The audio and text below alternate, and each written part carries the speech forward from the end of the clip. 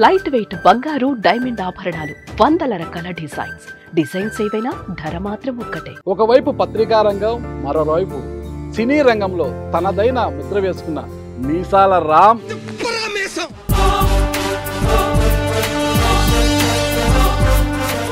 Good morning.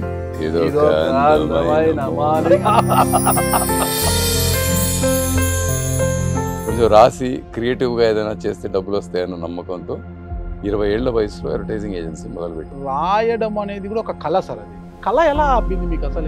అవసరం అన్నీ నేర్పిస్తారు. కాంగ్రెస్ పార్టీకి రాజీవ్ గాంధీకి కూడా యాడ్ చేశారు. అదృష్టం అన్న. నాకు అన్నయ్య గారికి ఇందిరాగాంధీ గారు ఇంటికి పిలిచినప్పుడు అన్నం కూడా వడ్డించారు. She was prime minister. మీ వదిన గారు తారాదేవి గారు, రాజీవ్ గాంధీ గారికి మా అన్నయ్య అంటే చాలా ఇష్టం అన్న. అన్నయ్యకి తారాదేవికి పెళ్లి చూపులు అరేంజ్ చేసింది ఆయన వల్ల వీళ్ళిద్దరూ పెళ్లి చేస్తున్నారు. మీరు ఎక్కడ వివాహం చేసుకున్నారు సార్? మాది పారిపోయి చేసుకున్నది. నాకున్న కోరిక ఒకటే అన్న, మా అమ్మని బాగా చూసుకునే భార్య కావాలి. అది నా పిచ్చి. అంటే అమ్మ పేరు వచ్చిన ప్రతిసారి మీ ముఖ కవలికలు మారిపోతున్నాయి, మీ కళ్ళు చెమరుస్తున్నాయి సార్. మా అమ్మ లేకపోతే నేను బతకలేను అని నేను అనుకున్నా అన్న. నాకు అలా అనిపించింది అన్న. నేను అమ్మని ప్రేమించలేదన్నా, అది నా స్వార్థం. నాకు మా అమ్మ కావాలి. నేను మా అమ్మని ఎంత బాగా చూసుకున్నానంటే మా అమ్మని తలుచుకున్నప్పుడల్లా ఆనందం వేస్తుంది, నాకు బాధే వేయదు. రాజశేఖర రెడ్డి గారు మీ ఇంటికి కూడా వచ్చేవారంటారు సార్? ఓ చాలా ఇష్టం. అమ్మగారు వేసే వేడి వేడి దోశలు అంటే చాలా ఇష్టం. చాలా ఇష్టం అన్న. రాజశేఖర్ అన్న ఎంత దగ్గర అంటే ఒక బ్రదరే అన్న. వయసు అన్న చనిపోయినప్పుడు జగన్ అన్న ఆడ కూర్చున్నాడు ఒక కుర్చీలో, లేచి వచ్చి 2 చేతులు పట్టుకొని నిలబడినాడు అన్న. కాసేపు ఒకే మాట అన్నాడు, కాళ్ళకి చెప్పులు లేకపోయినా పర్వాలే, నాయన అనుకున్నదల్లా చేయాలి చూడు. రోజులాగే తెల్లారింది, వేకు ఉంది, వెలుగుంది, మీరు లేవంటారేంటి రాజు. రాజశేఖర రెడ్డి గారిని ప్రేమించిన వాళ్ళు 1 కోటి మంది ఉంటారన్న, ఇంకా ఎక్కువ మంది ఉంటారు. చాలా ఎక్కువ ప్రేమించిన వాళ్ళు ఒక విజయం ఉంటుంది. ఆమె నన్ను అడిగిన ఒకే ఒక్క ప్రశ్న, రామ్ ఇంతమంది మీ అన్న చనిపోయినాడని ప్రాణాలు పోగొట్టుకున్నారు, వాళ్ళందరూ ప్రేమించే కదా, మరి నేనెందుకు ఇంకా బతికున్నాను అంటే నా ప్రేమ అంత గొప్పది కాదా? ఎక్స్ట్రాడినరీ ఫ్యామిలీ అన్న. ఆ ఫ్యామిలీని మరి ఫ్యాక్షన్ ఫ్యామిలీ అది ఇది అనేసి మొత్తం. ఏం ఫ్యాక్షన్ అన్నా, గుండెకు వస్తే ప్రేమ రాలుతుందన్న. అదన్నా రాయలసీమ, రాస్తే అలాంటి ఒక కథ రాయాలా?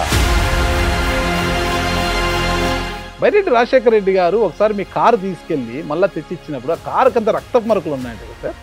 ఏమవుతావు కర్నూలు రాజకీయాలు ఏదో కొట్టుకున్నారు.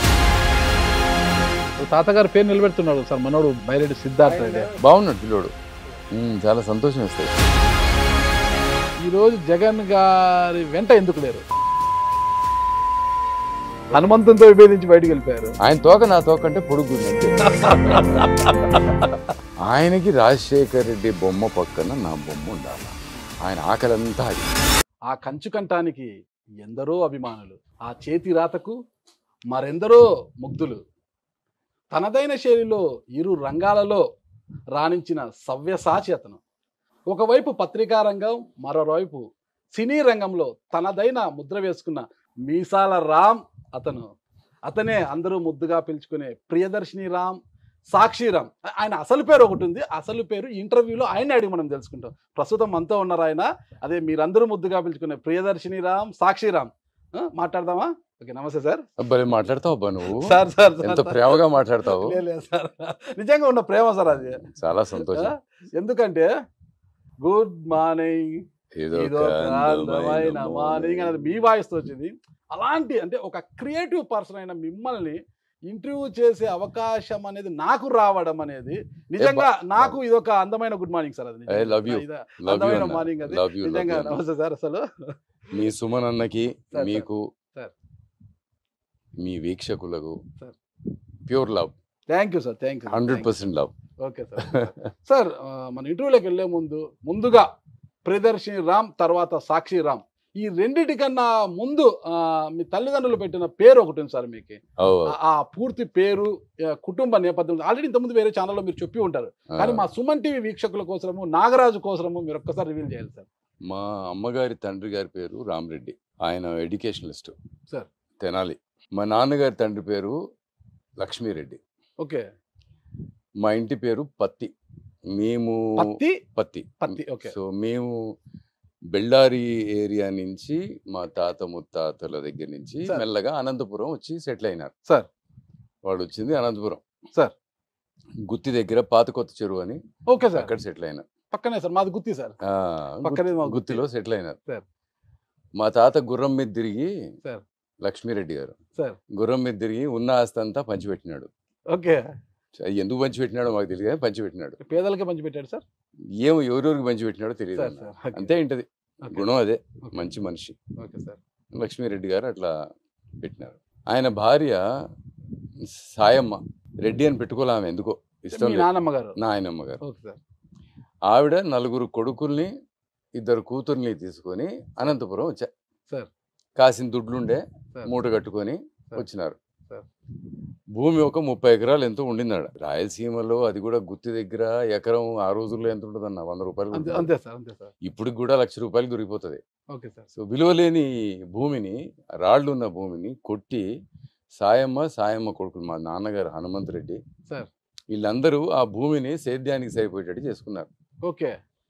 ఎన్నో ఎకరాలు, 1000 ఎకరాల పైన భూమి ఉన్న ఆసామి భార్య పిల్లలతో పాటు వచ్చి మళ్ళీ సేద్యానికి పనికిరాని భూమిని సేద్యానికి పనికొచ్చేలా చేసుకుని డబుల్ బ్యారెల్ గన్ను పట్టుకొని పని చేయించుకుందమ్మా. గొడవలు ఉండినాయి ఆడ. మీకు తెలియందే ఉంది నా అనంతపురం. అంటే మీరు అక్కడికి మైగ్రేటెడ్, అంటే వలస వచ్చారు. అందుకని మీకు ఎవరితో గొడవలు? ఆ భూమి కోసం ఉండే గొడవలు. ఓకే. భూమి కొనుగోలు చేశారు కదా మీరు? ఆ భూమి మాదే. మీదే? అదే కొనుగోలు చేశారు మీదే. అదే మీకు వచ్చింది. అయ్యో గొడవలు ఉండి, అక్కడి నుంచి వచ్చిన గొడవలు, ఇక్కడి నుంచి వచ్చిన గొడవలు. సాయమ్మ ఒక మహిళ అయి ఉండి ఆమె గన్ను పట్టుకొని సేద్యం చేసి వీళ్ళందరినీ సాకింది. సో మా నాన్నకి అటు లక్ష్మీరెడ్డి గారికి కూడా ఏదైనా చేయాలి, ఇటు చిర్రా రామిరెడ్డి గారికి కూడా ఏదో ఒకటి చేయాలి. అడంతా పత్తి ఎక్కువ. అవును సార్. బ్లాక్ సాయిల్ కదా. అవును సార్. ఇంటి పేరు కూడా పత్తి. ఓకే. గుంటూరు వాళ్ళు వచ్చి అటువైపు ఎక్కువ. అట్లా నా పూర్తి పేరు పత్తి లక్ష్మీ రామ్ రెడ్డి. రామ్ రెడ్డి సార్? రామిరెడ్డి సార్?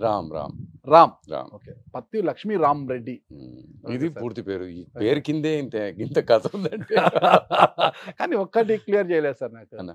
నానమ్మ ఎందుకు గన్ను పట్టుకున్నారా? ఆ భూమి కథ ఏంటి అసలు? నాకు కూడా అంతగా తెలియదన్నా, తెలుసు చెప్పారు కాబట్టి. ఆ రోజున గన్ను ఒక మహిళ అందులోను, అంటే మరి గన్ను పట్టుకుండేంత తాత అంత భూమికి ఆసామి అయితే గొడవలు అయితే ఉంటాయి కదా. ఓకే. మరి ఇంట్లో గన్ను ఉండకుండా ఎట్లుంటాయి? గన్ను ఇంట్లో ఉండొచ్చు సార్, కానీ చేతుల్లో తప్పదు కదా. కాపాడుకోవాలిగా కుటుంబాన్ని. ఆడామని మించిన శక్తి ఏది ఉందన్న? మనము శక్తి అనేదే మనకి దేవత కదా. శక్తి సార్, అదే సాయమ్మ. Okay sir. శక్తి పీఠాలు ఉన్నాయి కదా. సాయమ్మ గారు ఒక శక్తి. నానమ్మ గారు. ఓకే. నానమ్మ గారు నీ వల్ల ఇవాళ నేను మా నాయనమ్మని తలుచుకున్నా. అది నా అదృష్టం. మీ నాన్నమ్మ గురించి మాకు తెలిసింది. అందులో మా పక్క ఊరే సార్ పాతకొచ్చారు. మాకు అంతా 10 కిలోమీటర్ 15 కిలోమీటర్లు సార్. పేరు కూడా గమ్మత్తు కూడా పాతకొచ్చారు. అవును సార్, పాతకొత్త చెరువు. అక్కడ చెరువు ఉంటుంది సార్, చెరువు కూడా ఉంటుంది. నేను అక్కడ పోయినా సార్.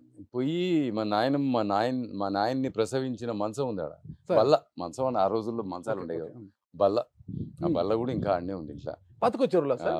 ఇప్పటికి ఎప్పుడైనా వెళ్తుంటారా? వెళ్తా. దేవిరెడ్డి అని నాయన, మా మేనత్త కొడుకు ఆయన ఉంటాడు. అలా సరే, నానమ్మ అక్కడ ఉన్నారు ల్యాండ్స్ అనుకున్నారు. తర్వాత మీరు ఎక్కడికి వచ్చేసారు సార్? మా నాన్నగారు బాగా చదువుకొని గిండిలో ఇంజనీరింగ్ చేశారు. మా ఇంట్లో బాగా చదువుకుంది మా నాన్నగారు. ఆయన చదువుకొని తమ్ముళ్ళందరినీ చదివించినాడు. ఓకే. ఒక తమ్ముడు భీమిరెడ్డి చదువుకోలే. సో ఆ భూమి అంతా భీమిరెడ్డికి రాసేసినారు, 3 అన్నదమ్ములు. ఓకే. సో దట్ ఆయన పాతకొచ్చూరులో ఉండే భూమి ఉన్నారు సార్. ఆయన కూడా లేరు ఇప్పుడు. వాళ్ళ పిల్లలు సాగు చేసుకుంటున్నారు. సో అది కథ. సో మా నాయన గిండికి పోయినాడు. తాతగారు ఆస్తి మీకేం రాలేదు? ఏం రాలేదు. మాకు అసలు ఏం ఆస్తి రాలేదు. మీ కజిన్స్ కి వెళ్ళిపోయిందంట. ఏమీ రాలేదు మాకు అసలు. ఎక్కడి నుంచి ఏ ఆస్తి రాలేదు. మా అమ్మగారు కూడా తనకు వచ్చిన భూమి అంటే పెట్టుబడి వస్తుంది కదా పెళ్ళప్పుడు, ఆ భూమిని తన తమ్ముడికి ఇచ్చుకుంది. వాడు సరిగ్గా చదువుకోలేదు, శాంతారాంకి. ఒక్కటే ఆస్తి, తల్లిదండ్రులు ఇచ్చిన ఒక గొప్ప జన్మ. అదొక్కటే ఆస్తి. అంతే అన్న, అంతే కదా సార్? అంతే. ఇక దాంతోనే మనం అద్భుతమైన ఆస్తి అంతే కదా సార్? మనందరికీ. ఈరోజు ఇన్ని పేర్లతో సాక్షి రాముగా, ప్రియదర్శిని రాముగా మీరు పిలువబడుతూ ఇంతగా పేరు ప్రఖ్యాతలు వచ్చినాయంటే వారు ఇచ్చిన ఒక జన్మనే కదా సార్? మనకి అందరికీ అంతకు మించిన అన్న, ఆస్తి మీకు మనకి. కూడా అన్న, అంతే మనందరికీ. నాకేనా సార్? అంతే సార్. నాగరాజు ఈరోజు ఎవరైనా తల్లిదండ్రుల్ని సరిగ్గా చూసుకోవట్లేదంటే సార్ మనకి ఆస్తి మీద గౌరవం లేనట్టే. సార్ సార్ తల్లిదండ్రులు బాగా చూసుకుంటే ఆస్తి అదే వచ్చేస్తుంది అన్న. ఖచ్చితంగా తల్లిదండ్రులే ఆస్తి కదా సార్? అది ఏదో ఓల్డ్ ఏజ్ హోమ్ లో పెట్టేస్తారు, సార్. తప్పన్నా. సార్. అది కూడా తల్లి అన్న. సార్. కడుపులో నుంచి పుట్టేది మనిషి అయితే సార్. ఎద నుంచి పుట్టేది సంస్కారం అన్న. తల్లి ఇచ్చేది మనకి రెండు, సార్. ఒకటి జన్మ, తన పాలతో మనకి ఇచ్చేది సంస్కారం. చాలా పెద్ద పెద్ద మాటలు మాట్లాడదు, కొంచెం చిన్న మాటలు మాట్లాడుకుందాం. లేదు సార్, చాలా అవసరమైన మాటలు ఎవరు చెప్తున్నారు. ఎవరు ఎవరు సమాజానికి తెలియాల్సిన మాటలే మాట్లాడుతున్నారు ఎవరు సార్. చూడరబ్బా, ఎవరు వినరు ఇవన్నీ. సార్, అవసరం సార్, వింటారా వినరే కాదు సార్, మనము చెప్పే మాటలు 4 మంచి మాటలు చెప్తారు. ఇవాళ ఏమిటో వినడం- చెప్తా చూడు. సార్. కొట్టినా తిట్టినా తాలి బుట్టు కట్టినా నువ్వు నాకు నచ్చినవురు. యాలి భార్యని సార్. కొట్టినా తిట్టినా పర్వాలేదు, పాపే పాడుతుంది. సార్ సార్ ఆ పాట సెల్ ఫోన్ లో పెట్టుకొని తిరుగుతా ఉండే ఒక 10 ఏళ్ల క్రితం. ప్రపంచానికి సరిపోయిన విషయమే చెప్పాలన్నా. ఈ పెద్ద విషయాలు చెప్తే వాళ్ళు వినరు, చూడరు, సార్. వాళ్ళకి ఎక్కదు. ఎక్కుతాదా లేదనేది కాదు సార్, మ్మ్. మనము చెప్పే 4 మంచి మాటలు చెప్తే తర్వాత అది వాళ్ళ ఇష్టం సార్, ఎక్కించుకుంటారా లేదనేది. స్కూల్కి వెళ్ళిన తర్వాత టీచర్ పాఠాలు చెప్తాడు సార్, వాడికి ఎక్కిందా లేదనేది కాదు సార్. పాఠాలు చెప్పడము ఆ టీచర్ యొక్క విధి, ఎక్కడ ఎక్కించడం వీడి ఇది, వాడు అల్లరి అదే అన్న, చేసుకుంటాడు. ఇక్కడ చిన్న వ్యత్యాసం ఉంది. సార్. విధిగా ఏది చెప్పినా కరెక్ట్ కాదన్న. సార్. విధిలో బాధ్యత కూడా ఉండాలి. సార్. బాధ్యత ఏంటి అంటే మనం చెప్పుతుంది ఎదుటివాడికి అర్థం కావాలి, అది తన జీవితానికి పనికి రావాలి. సార్. అది మనం పెద్ద పెద్ద మాటలు మాట్లాడితే ఇవి కొంచెం పైనుంచి పోయిన బౌన్సర్లు ఎక్కువ ఉన్నాయి అనుకుంటారు. అందుకని maybe we should tell them simpler things. Interview start అయినప్పటి నుంచి ఇప్పటి వరకు కూడా మీ మోములో చిరునవ్వు చెరగడం లేదు సార్, కానీ ఒక్కసారి మాట కొంత భావోద్వేగం కనిపించింది నాకు. అమ్మ గురించి వచ్చినప్పుడు మాత్రము ఆ కళ్ళల్లో తెలియని బాధ, ఒక దుఃఖము అన్నీ నాకు కనిపించాయి సార్. అసలు అమ్మ అంటేనే రామ్ సార్కి అసలు ఇంకా విపరీత, అమ్మ అంటే ఎవరికైనా ప్రేమ సార్, అమ్మని ప్రేమించాలి, ప్రతి ఒక్కరు అమ్మని ప్రేమించాలి. కానీ అందులో రామ్ సారు మొదటి వరుసలో ఉంటారు అంటారు. అదే ఎందుకంటే ఆ కళ్ళు చెమరుస్తున్నాయి అనమాట మీరు, అది నాకు ఇప్పటికీ తెలుస్తుంది మీ కళ్ళు చూసి. ఏంటి సార్ అసలు అమ్మ అంటే మీకు మా అంత ఇది? నాయన 42 ఏళ్ల వయసులో ఇక్కడ ఐడిపిఎల్లో డిప్యూటీ జనరల్ మేనేజర్గా ఉండి చనిపోయినాడు అన్న. సార్. ఆయన కమ్యూనిస్టు. సార్. ఆయన కమ్యూనిస్టు. రాత్రిపూట భోజనం చేసినాక జనరల్ మేనేజర్ గారు, ఆ కాలనీ చాలా పెద్ద కాలనీ అన్న, సార్. చాలా పెద్ద సంస్థ ఆ రోజుల్లో, సార్. 72, 71. మా తండ్రి గారు అట్లా నడుచుకుంటూ భార్యతో పాటు మా అమ్మగారితో పాటు అందరినీ పలకరించి వచ్చేవాళ్ళు. సార్. అక్కడ ఆయనకి ఒక రాయి మీద హనుమంతుడి బొమ్మ కనపడే. సార్. అది వానకి ఎండకి అట్లా పడి ఉంటే ఆయనకి ఎందుకో మనసు చెలించిందండి. సార్. కమ్యూనిస్ట్కి చెల్లించరాదు, అదే కమ్యూనిస్ట్కి అసలు దేవుడు అంటే నమ్మకం ఉండదు కదా సార్? నమ్మకం ఉండదు. మరి ఆ. ఏందో మరి ఆయనకి ఎందుకో ఆ. ఆ పరిస్థితి చూసి దేవుంది ఏదో అనిపించి గుడి కట్టించినాడు అన్న. ఓకే.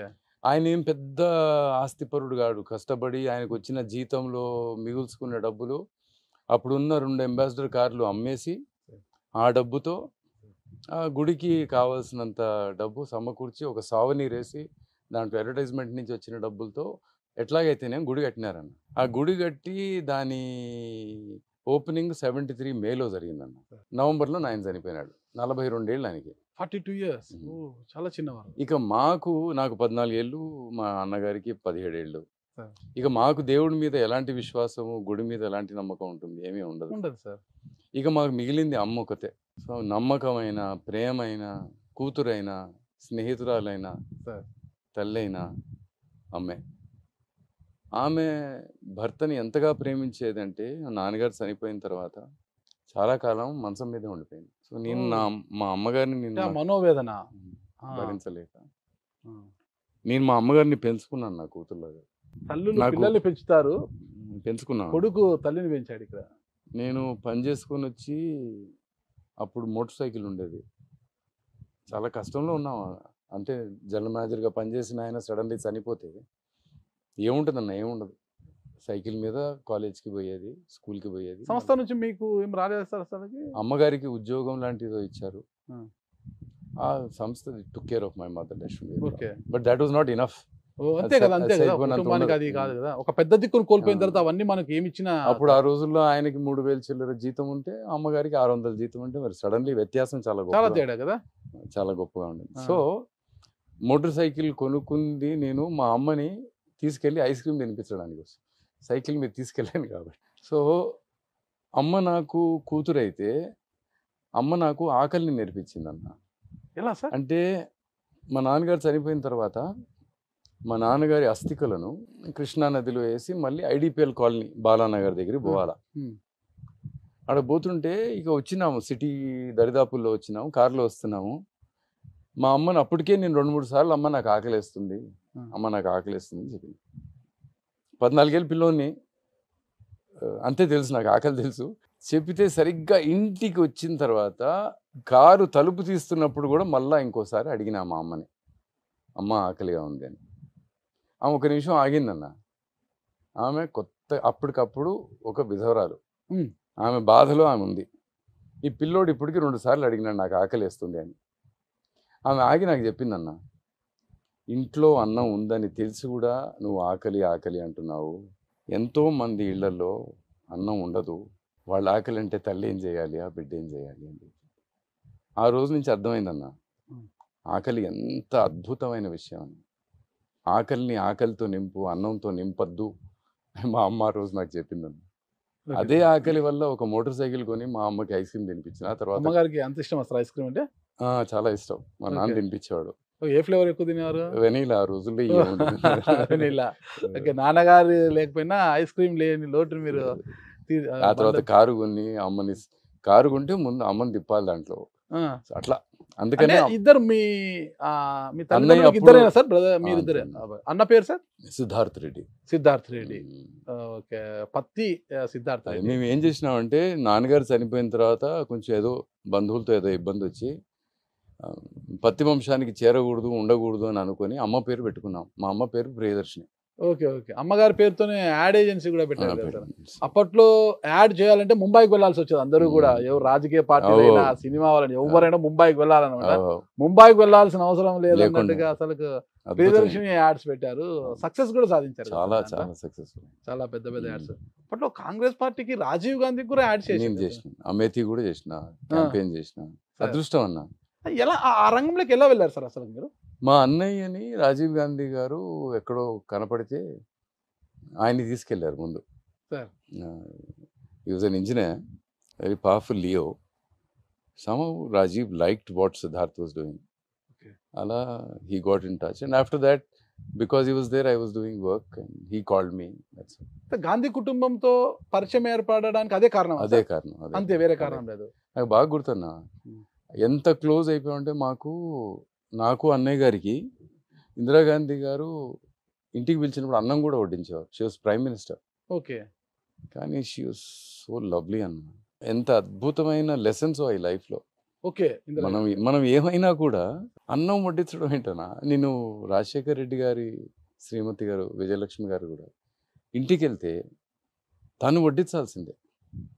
జగన్ గారి భార్య భారతి గారు తను వడ్డిస్తారు.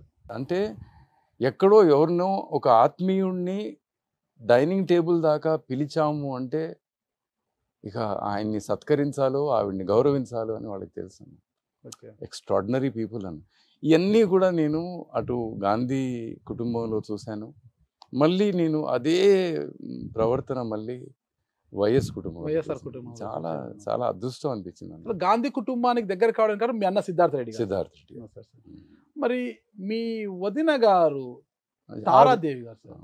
రాజీవ్ గాంధీ గారికి మా అన్నయ్య అంటే చాలా ఇష్టం అన్న. సార్ తారాదేవి గారు చిక్మగళూరు ఎంపీగా చేశారు, ఫార్మర్ మినిస్టర్ కూడా, కేంద్ర మంత్రిగా కూడా పనిచేశారు. పివి నరసింహారావు క్యాబినెట్ లో హెల్త్ మినిస్టర్. ఇందిరాగాంధీ గారు అప్పుడు చిక్మగళూరు, మెదకు, రాయ్బరేలీ 3 చోట్ల నుంచి కంటెస్ట్ చేశారు. రాయ్బరేలీ ఓడిపోయారు. రాయ్బరేలీ ఓడిపోయారు, మెదక్ ఉంచుకున్నారు, చిక్మగళూరు మళ్ళీ మా వదిన గారికి ఇచ్చేసారు. ఓకే, సో ఇందిరాగాంధీ గారు మా ఇంట్లో ఉన్నారు అప్పుడు ఆ సమయంలో. అది అందుకనే తారాదేవిని చూసిన రాజీవ్ గాంధీ గారు అన్నయ్యకి తారాదేవికి పెళ్లి చూపులు అరేంజ్ చేసింది ఆయన వల్ల వీళ్ళిద్దరూ పెళ్లి చేసుకున్నారు. అవునా సార్? లేకపోతే అసలు లవ్ మ్యారేజ్ కాదు సార్ అది? ఎక్కడ సిద్ధార్థ్ రెడ్డి అదే సార్. అరేంజ్ ఓకే, అదే చిక్మంగళూరు ఎక్కడ ఇది సార్? రాజీవ్ గాంధీ గారు చేసిన పెళ్లి. అంటే ఎలా ఈక్వేషన్ వచ్చింది అసలు? ఏమో రాజీవ్ గారి గారిని ఎలా వచ్చింది ఆలోచన అసలుకి? వీళ్ళు పెళ్లి చేయాలి సిద్ధార్థ్ రెడ్డికి అనుకున్నాడు. సిద్ధార్థ్ చేయొచ్చు, ఆవిడ ఎంపీ ఎక్కడో చిక్మంగళూరు. అంటే ఆమెకు కూడా పెళ్లి కాలే అప్పటికి. ఆ, మంచి మనిషి, ఆ, వాయన మంచోడు, సార్. డబ్బు ఆశ లేని వాళ్ళు, ఆ, పని మీద ఉంటది ధ్యాస, సార్. వీళ్ళు ఇట్లాగే ఉండిపోతారని అనుకున్నాడు. ఏమో మరి చేసినాడు. మొత్తం మీద సార్. అన్నగారు ఎక్కడ ఉన్నారు సార్? ఎస్ఎం కృష్ణ అన్ని అరేంజ్మెంట్స్ ఆయనే చేశాడు. ఆస్కర్ ఫెర్నాండెస్ ఆ. బెంగళూరులో పెళ్ళయింది, ప్యాలెస్ లో పెళ్ళయింది. చాలా సార్. అద్భుతంగా ఉండింది, చాలా అందంగా ఉండింది. అవునా? అన్నయ్య గారు చనిపోయారు అన్న 2 ఏళ్ల క్రితం. సడన్ గా చనిపోయారు. వదిన గారితో మీకు కాంటాక్ట్? చాలా మంచి రిలేషన్షిప్స్, తల్లితో సమానం. ఓ yes sir, సంతోషం. వారికి ఎంతమంది సంతానం సార్? పిల్లలు లేరన్న, నా పిల్లలే వాళ్ళ పిల్లలు. మీ పిల్లలే వాళ్ళ పిల్లలు. వాళ్ళ పెద్దమ్మను కూడా అమ్మలా చూసుకున్నారు. అమ్మలాగే. మీరు ఎక్కడ వివాహం చేసుకున్నారు సార్? మాది పారిపోయి చేసుకున్న మీ నోటితో ఉంటే బాగుంటుందని అడిగాను సార్. మా మా అమ్మ అంటే నాకు చాలా ఇష్టం కదా. సార్. ఎవరైనా భార్యను ఎంచుకునేటప్పుడు అమ్మాయి బాగుండాలి, సార్. అందంగా ఉండాలి, ఏదో ఆవిడలో ఏదో మనకు ఉన్న కోరికలు ఏవో ఉంటాయి కదా, ఈ సరిపోయేటట్టు ఉండాలి అమ్మాయి అనుకుంటారు. నాకున్న కోరిక ఒకటే అన్న, సార్. మా అమ్మని బాగా చూసుకునే భార్య కావాలి. Correct, correct. అది నా పిచ్చి. అలా ఠాకూర్ శారదా సింగ్ చౌహాన్ని ఒకరోజు చూసినా అన్న, తల ఉంచుకొని పొడుగాటి జడ, సార్. మేలిమి ఛాయ, అందంగా ఉంది. సార్. ఇది చూస్తే చాలా గుణవంతురాల్లా కనపడింది. సార్.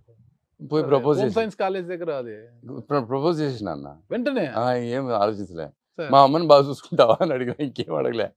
నన్ను చేసుకుంటాను కూడా అడగలే. సార్ తప్పుగా అనుకోద్దండి ఇలా అడుగుతున్నా. ఆ అడగండి సార్. రోజు ధైర్యంగా ఆమెను వెళ్ళి ప్రపోజ్ చేయడానికి మీకున్న స్థాయి ఏంటి సార్ ఆ రోజు? నేను నిజాం కాలేజ్లో చదువుకున్నా. అప్పటికి అడ్వర్టైజింగ్ స్టార్ట్ చేశా. Sir. I was very strong. Okay. కాలేజ్లో also I was a very strong person. Okay. నాకు ఎంతో మంది స్నేహితులు ఉన్నారు, స్నేహితురాళ్ళు ఉన్నారు. ఆ రోజుల్లో culture was pop, very popular in Hyderabad. Sir అప్పట్లోనే అవి చాలా popular. Sir sir and Nizam college crowd కూడా అట్లా ఉండేది, వెరీ ప్రోగ్రెసివ్ క్రౌడ్. ఆడపిల్లతో స్నేహం చేయడం అన్నది తప్పుగాను అది అనుకునే వాళ్ళకు కూడా కాదు. సార్. మా తల్లిగారు కూడా ఎప్పుడు అడ్డు చెప్పేవారు కాదు. వాళ్ళందరూ స్నేహితులుగా ఎప్పుడు కూడా స్నేహితులుగానే ఉన్నారు. సార్. సో ఒక అమ్మాయితో పోయి మాట్లాడటం లేకపోతే పలకరించడం అన్నది అది పెద్ద విషయం కాదు. చెల్లెళ్ళు లేరా మన ఇంట్లో? అంతే సార్. ఆడపిల్లలతో మాట్లాడమా? తల్లితో మాట్లాడతాం, పిన్నితో మాట్లాడతాం, అత్త కూతురుతో మాట్లాడతాం, చెల్లెలతో మాట్లాడతాం, కజిన్స్తో మాట్లాడతాం. అట్లాగే వాళ్ళు కానీ కూడా. మన వాళ్ళని చూసిన కళ్ళు బయట మహిళల్ని ఆ విధంగా చూడలేరు కదా సార్ ఇప్పుడు? ఎందుకు చూడలేరు? అంటే మన ఇంట్లో ఉన్న వాళ్ళు అంటే తల్లిగా ఒక- చెల్లిగా చూసిన కళ్ళు బయట మహిళ కనిపించగానే ఆ కళ్ళు వేరేలా చూస్తాయి కదా సార్? అన్న అసలు మగవాడు ఆడపిల్ల కళ్ళల్లో చూసి మాట్లాడటం మానేశాడన్న, ఎద చూసి మాట్లాడతాడు. ఎందుకు సార్ అలా? ఎప్పుడైతే అదే మన ఆడపిల్లలకి మనం నేర్పించాల్సిందన్న. Hmm. There is something called a good touch and a bad touch. Okay. Similarly there is a good look and a bad look. ఆ మనిషి ఏం మాట్లాడుతున్నాడు, ఎక్కడ చూస్తున్నాడు అన్నది మనం మన ఆడపిల్లలు మన పిల్లలకి తెలియాలన్న. ఇప్పుడే పాడైపోయిందన్న, అప్పుడు చాలా బాగుండేది. It was never so complicated అన్న. ఇప్పుడు అలాంటి కల్చర్ రావడానికి కారణం ఏమంటారు? ఎక్కడ లోపం అంటారు? పెంపకంలోనా లేదంటే వాళ్ళు తిరిగే ఎక్స్పోజర్ ఆ- ఎక్స్పోజర్ అన్న. వాడు చూస్తున్న ప్రపంచం అలా ఉందన్న. ఓకే. ఇప్పుడు మన సినిమా హీరో గారు ఒక అమ్మాయిని వెంటబడి గొడవ చేసి అల్లరి చేసి చివరికి ఆ అమ్మాయిని గెలుస్తాడన్న. కరెక్ట్. తప్పట్లా, ఆయన విలన్ కదా ఒకప్పుడు ఆ సినిమాల్లో. మేము ప్రేమించినప్పుడు వాళ్ళందరూ విలన్లు, ఇప్పుడు వాళ్ళు హీరోలు అయితే మన చుట్టూ ఉన్న ప్రపంచం అట్లా ఉండలే. ఏం చేసేది చేయగలేదు. ఆ పిల్లోంది తప్పెట్లయితుంది అన్న, ఆ తల్లిదండ్రులు తప్పెట్లయితుంది. వానికి రోజు ఫీడింగ్ ఇచ్చేదే మనం ఇయే విషయాలు. ఆడపిల్ల అంటే ఒక అందమైన వస్తువు. పెళ్లి చేసుకున్న తర్వాత చాలా గుణవంతురాలు, చాలా శీలవంతురాలు, చాలా మంచి మనిషి. అసలు ఇంట్లో ఎవరైనా వస్తే ఆమె వంటలన్నీ ఆమె చేస్తుంది, ఇల్లంతా తనే శుభ్రం చేసుకుంటుంది, పని మనిషి రాకపోయినా తనే చేసుకుంటుంది. ఇదంతా మగవాడు చేస్తున్న కుట్ర అన్న. ఓకే. ఆడపిల్ల ఎదగకుండా ఉండటానికి, ఆ ఇంట్లో అట్లా ఉండిపోవడానికి మగవాడు చేస్తున్న కుట్ర ఇది. అదేలా సార్ అది? అది రోజు చెప్తావు నీ భార్యకి, అబ్బా ఎంత బాగా ఉండవు, రేపు ఇది ఉండు అని అంటే ఆమె వంట ఆమె. ఆ, అబ్బా ఎంత బాగా తుడిచావు ఇల్లు, రోజు నువ్వే తుడు అంటే ఆమె పని మనిషి. ఆ. ఇదే కదన్నా, ఇంటి నుంచి బయటకు రాకూడదు ఆడపిల్ల అంటే అది వారి పని కాదంటారు సార్? అన్న. పెళ్లి చూపులకి ఇప్పుడు కూడా వచ్చినప్పుడు మీ అమ్మాయికి వంట వచ్చా, ఆ. ఇల్లు బాగా తుడుస్తుందా, ఇల్లు బాగా చూసుకుంటే ఇయే కదా అడిగేది. సార్. ఏం చదువుకుంది, ఏం చేయాలనుకుంటుంది, తన ఆశయం ఏంటి, తను ఎంత గొప్ప గొప్ప వ్యక్తి కావాలనుకుంటుందని ఎవరైనా అడుగుతా ఉండారా అన్న? ఓకే. లే అన్న. So we are all looking at a girl as a product, as a commodity. మనం ఆ స్టేజ్కి పడిపోయాం. మీరు అడిగిన ప్రశ్నకి సమాధానం అది. అన్నిట్లాగే ఆడపిల్ల కూడా కమాడిటీ. ఒక్కటే ప్రశ్న సార్, అమ్మను అందరూ ప్రేమించాలి, మీరు అమితంగా ఎక్కువ ప్రేమించేవారు ఎందుకు? కారణం ఏంటి? అంత అమ్మను అంత ఎక్కువగా, అంటే అమ్మను ప్రేమించే మనిషే కావాలని, అంటే అమ్మాయి అందము గుణగణాలు కాదు, మా అమ్మను ప్రేమించే అమ్మాయి నాకు భార్యగా రావాలి, జీవిత భాగస్వామిగా రావాలని కోరుకునేంతలా అమ్మని అంత ప్రేమించడానికి కారణం? నేను చాలా సింపుల్గా చెప్తాను అన్న. ఇది తల్లి ఒకటే కాదు, అన్నదమ్ముల మధ్యలో, అక్క చెల్లెల మధ్యలో, అన్న చెల్లెల మధ్యలో, తండ్రి కొడుకుల మధ్యలో ఉండాల్సిన సంబంధం ఏంటో చెప్తా. We should be dependent. మనకి వాళ్ళ అవసరం ఉండాలన్న. అవసరం లేకపోతే రిలేషన్షిప్ ఉండదన్న. అంటే మైక్రోవేవ్లో పెట్టుకొని వేడి చేసుకుంటాం కాబట్టి మనకి వంట అక్కర్లేదు. ఒక రిలేషన్షిప్ గాన్. మెషిన్తో ఇల్లు క్లీన్ చేసుకోగలం కాబట్టి పని మనిషి అక్కర్లేదు. Relationship is gone. భార్యకి భర్త అవసరం లేదు, భర్తకి భార్య అవసరం లేదు. ఫోన్లో ఏదైనా చెప్పితే ఇంటికి వచ్చేస్తుంది. అంటే బయటకు వెళ్ళి తెచ్చుకోవాల్సిన అవసరం కూడా లేదు. ఈ డిపెండెన్సీ ఏదైతే ఉంటుందో, ఒకరి మీద ఒకరు డిపెండ్ అయ్యే ఒక అందమైన భావం అయితే ఉందో దానివల్లే రిలేషన్షిప్ వస్తుంది. ఇవాళ భార్యాభర్తలు దూరం అయిపోవడం, స్నేహితులు దూరం అయిపోవడం, బాయ్ ఫ్రెండ్లు గర్ల్ ఫ్రెండ్ దూరం అయిపోవడానికి ఆమె లేకపోయినా నేను బతకగలను, ఈయన లేకపోయినా నేను బతకగలను ఒకరినొకరు అనుకోగలుగుతున్నారు కదా. నువ్వు లేకపోతే బతకలేను అన్నదే కదా ప్రేమ. Correct sir. మా అమ్మ లేకపోతే నేను బతకలేను అని నేను అనుకున్నా అన్న. నాకు అలా అనిపించింది అన్న. నేను అమ్మని ప్రేమించలేదన్నా, అది నా స్వార్థం. నాకు మా అమ్మ కావాలి. అందుకనే అమ్మ బతికుండాలి, అమ్మ బాగుండాలి అని కోరుకున్నది. నా స్వార్థం అన్న. నేనేం గొప్పని కాదు. నేను మా అమ్మని ప్రేమించలేదు. అమ్మ పేరు పైనే యాడ్ ఏజెన్సీ పెట్టారు, అంత ప్రేమగా చూసుకున్నారు. అంటే అమ్మ పేరు వచ్చిన ప్రతిసారి మీ ముఖ కవలికలు మారిపోతున్నాయి, మీ కళ్ళు చెమరుస్తున్నాయి సార్. నాకు అది అనమాట. నాకు ఏం బాధ లేదు, నాకు ఆనందం. నేను మా అమ్మని ఎంత బాగా చూసుకున్నానంటే, మా అమ్మని తలుచుకున్నప్పుడల్లా ఆనందం వేస్తుంది, నాకు బాధే వేయదు. ఒక్కరే ప్రేమించారా అంతగా? అన్నయ్య కూడా ప్రేమించారా? అన్నయ్యకి అవకాశం లేకుండింది, ఆయన ఆడ ఇక్కడ తిరిగేదానికి సరిపోయా. నాకు మా తల్లి గారికి మంచి రిలేషన్షిప్. మీ స్టడీస్ అంతా ఎక్కడ జరిగాయి సార్?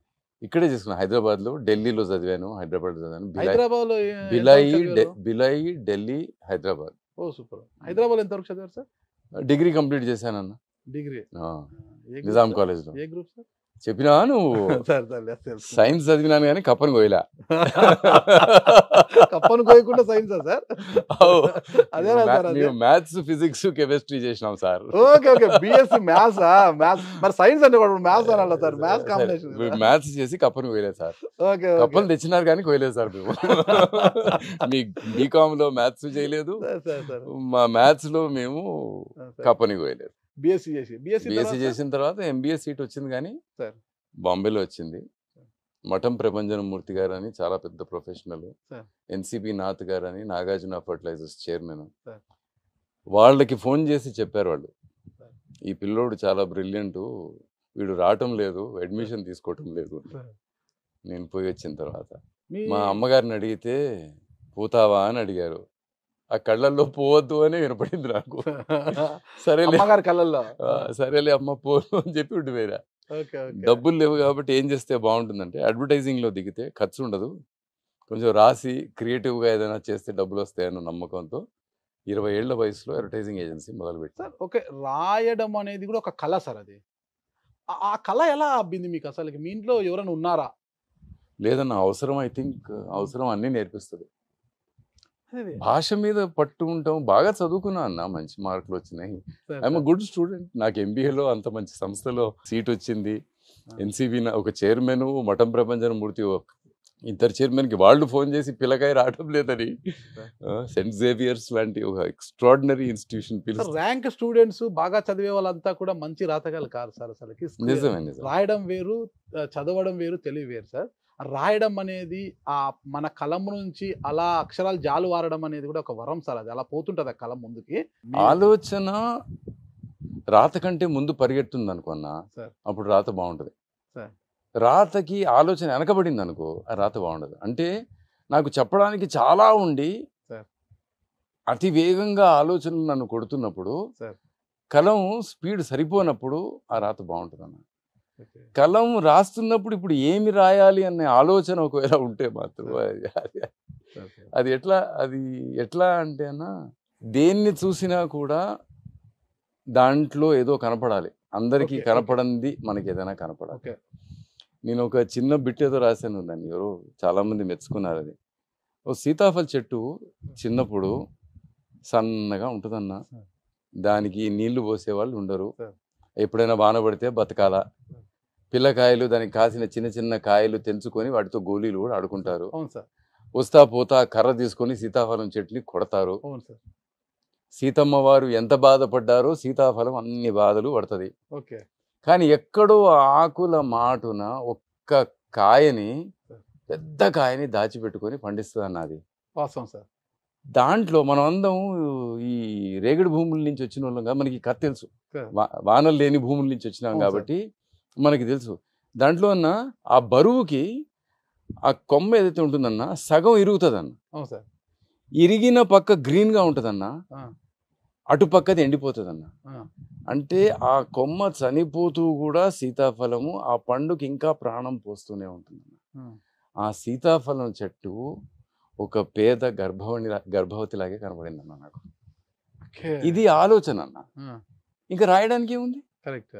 నువ్వు ఆలోచనే లేకుండా కూర్చొని రాయాలనుకుంటే రాయలేవు. అదే ఆ ఆలోచన రావడం, ఆ సృజనాత్మకత ఆలోచన ఇది సృజన కాదన్నా, ఆ. నువ్వు చూసిన దాంట్లో దేవుడు క్రియేట్ చేసిన వాటిని కొన్నిటిని అర్థం చేసుకోవడమే. ఆ ఆలోచన రావడం కూడా గొప్ప సార్. అది అదొక వరం అన్నమాట. అది అది. అది ఎలా వచ్చింది మీకు అనేసి, ఆ, Out of అది మీ practice. కుటుంబంలో అది మీకే ఎలా అబ్బింది అని. అది అవుట్ ఆఫ్ ప్రాక్టీస్ ఏంటిదన్న. ఒకరోజు నేను చిన్న కాలం రాయాలి, ఆఫీస్కి వెళ్తున్నా, సాక్షి ఆఫీస్కి, ఆ ప్రింటింగ్కి పోవాలి. సంక్రాంతి అయింది, 15వ తారీఖు జనవరి. కారులో ఆఫీస్కి పోతుంటే ఈ చెట్ల మీద పతంగులు, గాలిపటాలు, ఓకే, ఎలక్ట్రిక్ వైర్లకి గాలిపటాలు ఏలాడుతున్నాయి అన్న. అవి ఉరేసుకున్నట్టు అనిపించింది అన్న నాకు. అబ్బా. వెళ్ళి నేను రాసిన అన్న, ఆ దారం ఉన్నంతసేపు ఆ పతంగు నాకు ఈ దారం వద్దు అని ఎగురుతుంది అన్న. ఆ, ఆ టెన్షన్ ఉంటుంది, దారానికిను ఆ పతంగుకి గాలిపటానికి మధ్యలో టెన్షన్ ఉంటుంది. ఆ. అది ఆపుతుంది కాబట్టి ఇంకా ఎత్తుకు లేస్తుంది అన్న, అవును సార్, కరెక్ట్. వదిలితే ఇంకా పైకి వెళ్ళిపోతుంది అన్న. ఆ పతంగి ఏమనుకుంటుందన్న, ఈ దారం లేకపోతే నాకు స్వేచ్ఛ ఉంటుంది అనుకుంటుంది. కరెక్ట్. మన పిల్లలు కూడా ఈ తండ్రి రోజు మనకి చెప్పడం, ఈ తల్లి మనకి రోజు చెప్పడం, అట్లా కాదురా ఇట్లాగా, అట్లా కాదురా ఇట్లాగా అని మన ఆడపిల్లకి చెప్పడం, వీళ్ళ గొడవ లేకపోతే మనం చాలా గొప్పవడం అవుతాం అనుకొని ఆ దారాన్ని తెంచేసుకుంటారు. ఆ దారమే ఆధారం. ఉమ్, అది తెగితే నువ్వు ముళ్ళ కంచెలోనో ఏ చెట్టుకో ఏ కరెంటు వైరుకో ఏలాడి ఉరేసుకున్నట్టే అని రాసినాను. ఇది ఉరేసుకున్న పతంగు అన్న భావం ఎలా పుట్టుకొస్తుందన్న? ఇంకో భావం రాశానన్న. ఒక ఇంట్లో 4 అన్నదమ్ములు, ఆ 4 అన్నదమ్ములు ఎవరు ముందు వచ్చి అన్నం తింటారో ఎవరు తర్వాత వస్తారో తెలియదన్న. సో ఇంత అన్నం వడ్డీ, ఇంత చారు ఏదో అక్కడ టేబుల్ మీద పెడితే ప్రతి ఒక్కడు వెనకాల ఒకడు వచ్చి తింటాడు అనుకొని తక్కువ తక్కువ తక్కువ తక్కువ తింటాడు అన్న. తింటే ఆ అన్నం ఒక మనిషికి సరిపోతుంది. వీళ్ళు 4 తిన్న తర్వాత వెనకాల ఇంకోటి ఎవరన్నా ఉన్నాడేమోనని మిగిల్చిన అన్నంలో నుంచి పొద్దున పని మనిషికి ఇస్తారన్న. ఓకే, పని మనిషి ఇంత ముద్ద తిని తన కొడుక్కి, కూతురుకో, చిన్న పాపకి ఇంత ముద్ద పెట్టి తీసుకెళ్తా. తన తాగుబోతు మొగుడుకి 7వ ముద్ద తీసుకెళ్తుందన్న. నువ్వు పంచుకున్నంతసేపు నీకు ప్రేమ కలుగుతూనే ఉంటుంది. You have to learn to share what you have. That's when you become rich. ఇవన్నీ జీవిత సత్యాలు సార్ ఇవన్నీ కూడా. అవి మరి ఇదంతా అందరం చూసిందే కదన్నా. Correct sir, correct. మనం ఇంటికి పోయినప్పుడు మరి ఇంకా తిన్నదో లేదో, అమ్మ తిన్నదో లేదో, లేకపోతే తమ్ముడు తిన్నాడో లేదో అని మనం కొంచెం ఆలోచిస్తాం కదా. Correct sir. ఒక ముద్ద తక్కువే తింటాం కదా.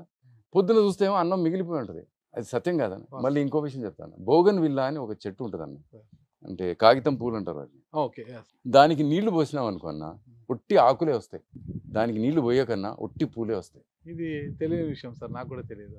బోగన్ విల్లా చెట్టుకు కానీ చాలా ఇళ్లలో ఉంటాయి సార్. అది ఒక నువ్వు నీళ్లు పోయి ఒట్టి ఆకులే వస్తాయి. ఆ, ఆకలి ఆ చెట్టుకి నేర్పించిందన్న, నాకు దాహం వేస్తుంది, నేను కదలి నీళ్లు తెచ్చుకోలేను, నేను విరగబడి పూస్తే ఆ అందాన్ని చూసి ఎవరైనా వచ్చి నాకు నీళ్లు పోస్తారు అని వావ్, వావ్, సృష్టి వావ్. నేర్పించిందన్న దానికి. ఇదన్న ఆకలి. నాకు ఎలా వచ్చింది రాయడం అంటే అవన్నీ చూశాను కాబట్టి రాస్తున్నా. సార్, నేను చూస్తాను సార్, అతను చూస్తాను, అందరూ చూస్తారు. అందరికీ ఆ ఆలోచన రావాలి కదా సార్, ఆ కళ అనేది. అదృష్టం అన్న. అది దాన్ని ఒప్పుకుంటా సార్. ఆ అదృష్టం అనేది మిమ్మల్ని వరించింది, అది అంతే. ఎవరికి లేదు. అది కూడా ఎప్పుడు నేను రాసినా కూడా ఫస్ట్ నేను మా అమ్మకి మా నాన్నకి లేకపోతే దేవుడికి ఒకసారి థ్యాంక్ యూ చెప్పేస్తాను. ఎందుకంటే ఆ ఆలోచన నాది కాదు, నేను ఒక టూల్ మాత్రమే. అది ఆలోచన ఎక్కడి నుంచో వచ్చి నా ద్వారా ఇంకొకరికి చేరుతుంది. ఆలోచన నాది, నేను గొప్పవాడిని అనుకున్న క్షణము మళ్ళీ మనిషి కథం అన్న. ఒక బండరాయిని చూస్తే నేను రాయనిగానే చూస్తా, కానీ రామ్ సార్ కళ్ళు వేరేలా చూస్తా అనిపిస్తుంది సార్ నాకు. సంతోషం అన్న. సార్ అది మీ గొప్పతనం సార్. అదే గొప్ప గిప్ప అంతా కాదులే అన్న. అట్లా రాసుకుంటే బతికినాను, నాకు జీతం ఇచ్చినాడు జగన్ రెడ్డి, నేను అన్నం తిన్నా అన్న, అంతే. నా పిల్లలకి అన్నం పెట్టి. ప్రియదర్శిని యాడ్స్ ఎలా ఉన్నాయి సార్? పిల్లలు నడుపుతున్నా అన్న, చాలా అద్భుతంగా. మీరు నడిపే సమయంలో ఎలా ఉండింది సార్ అసలుకి? చాలా గొప్పగా ఉండింది. I think it was the best. ఎంత డబ్బు సంపాదించిన అన్న, సైకిల్ మీద కొట్టుకుంటూ వస్తూ. ఫస్ట్ సైకిల్, తర్వాత బుల్లెట్ సార్, బైకా? బుల్లెట్ ఒకటి ఉండింది సార్.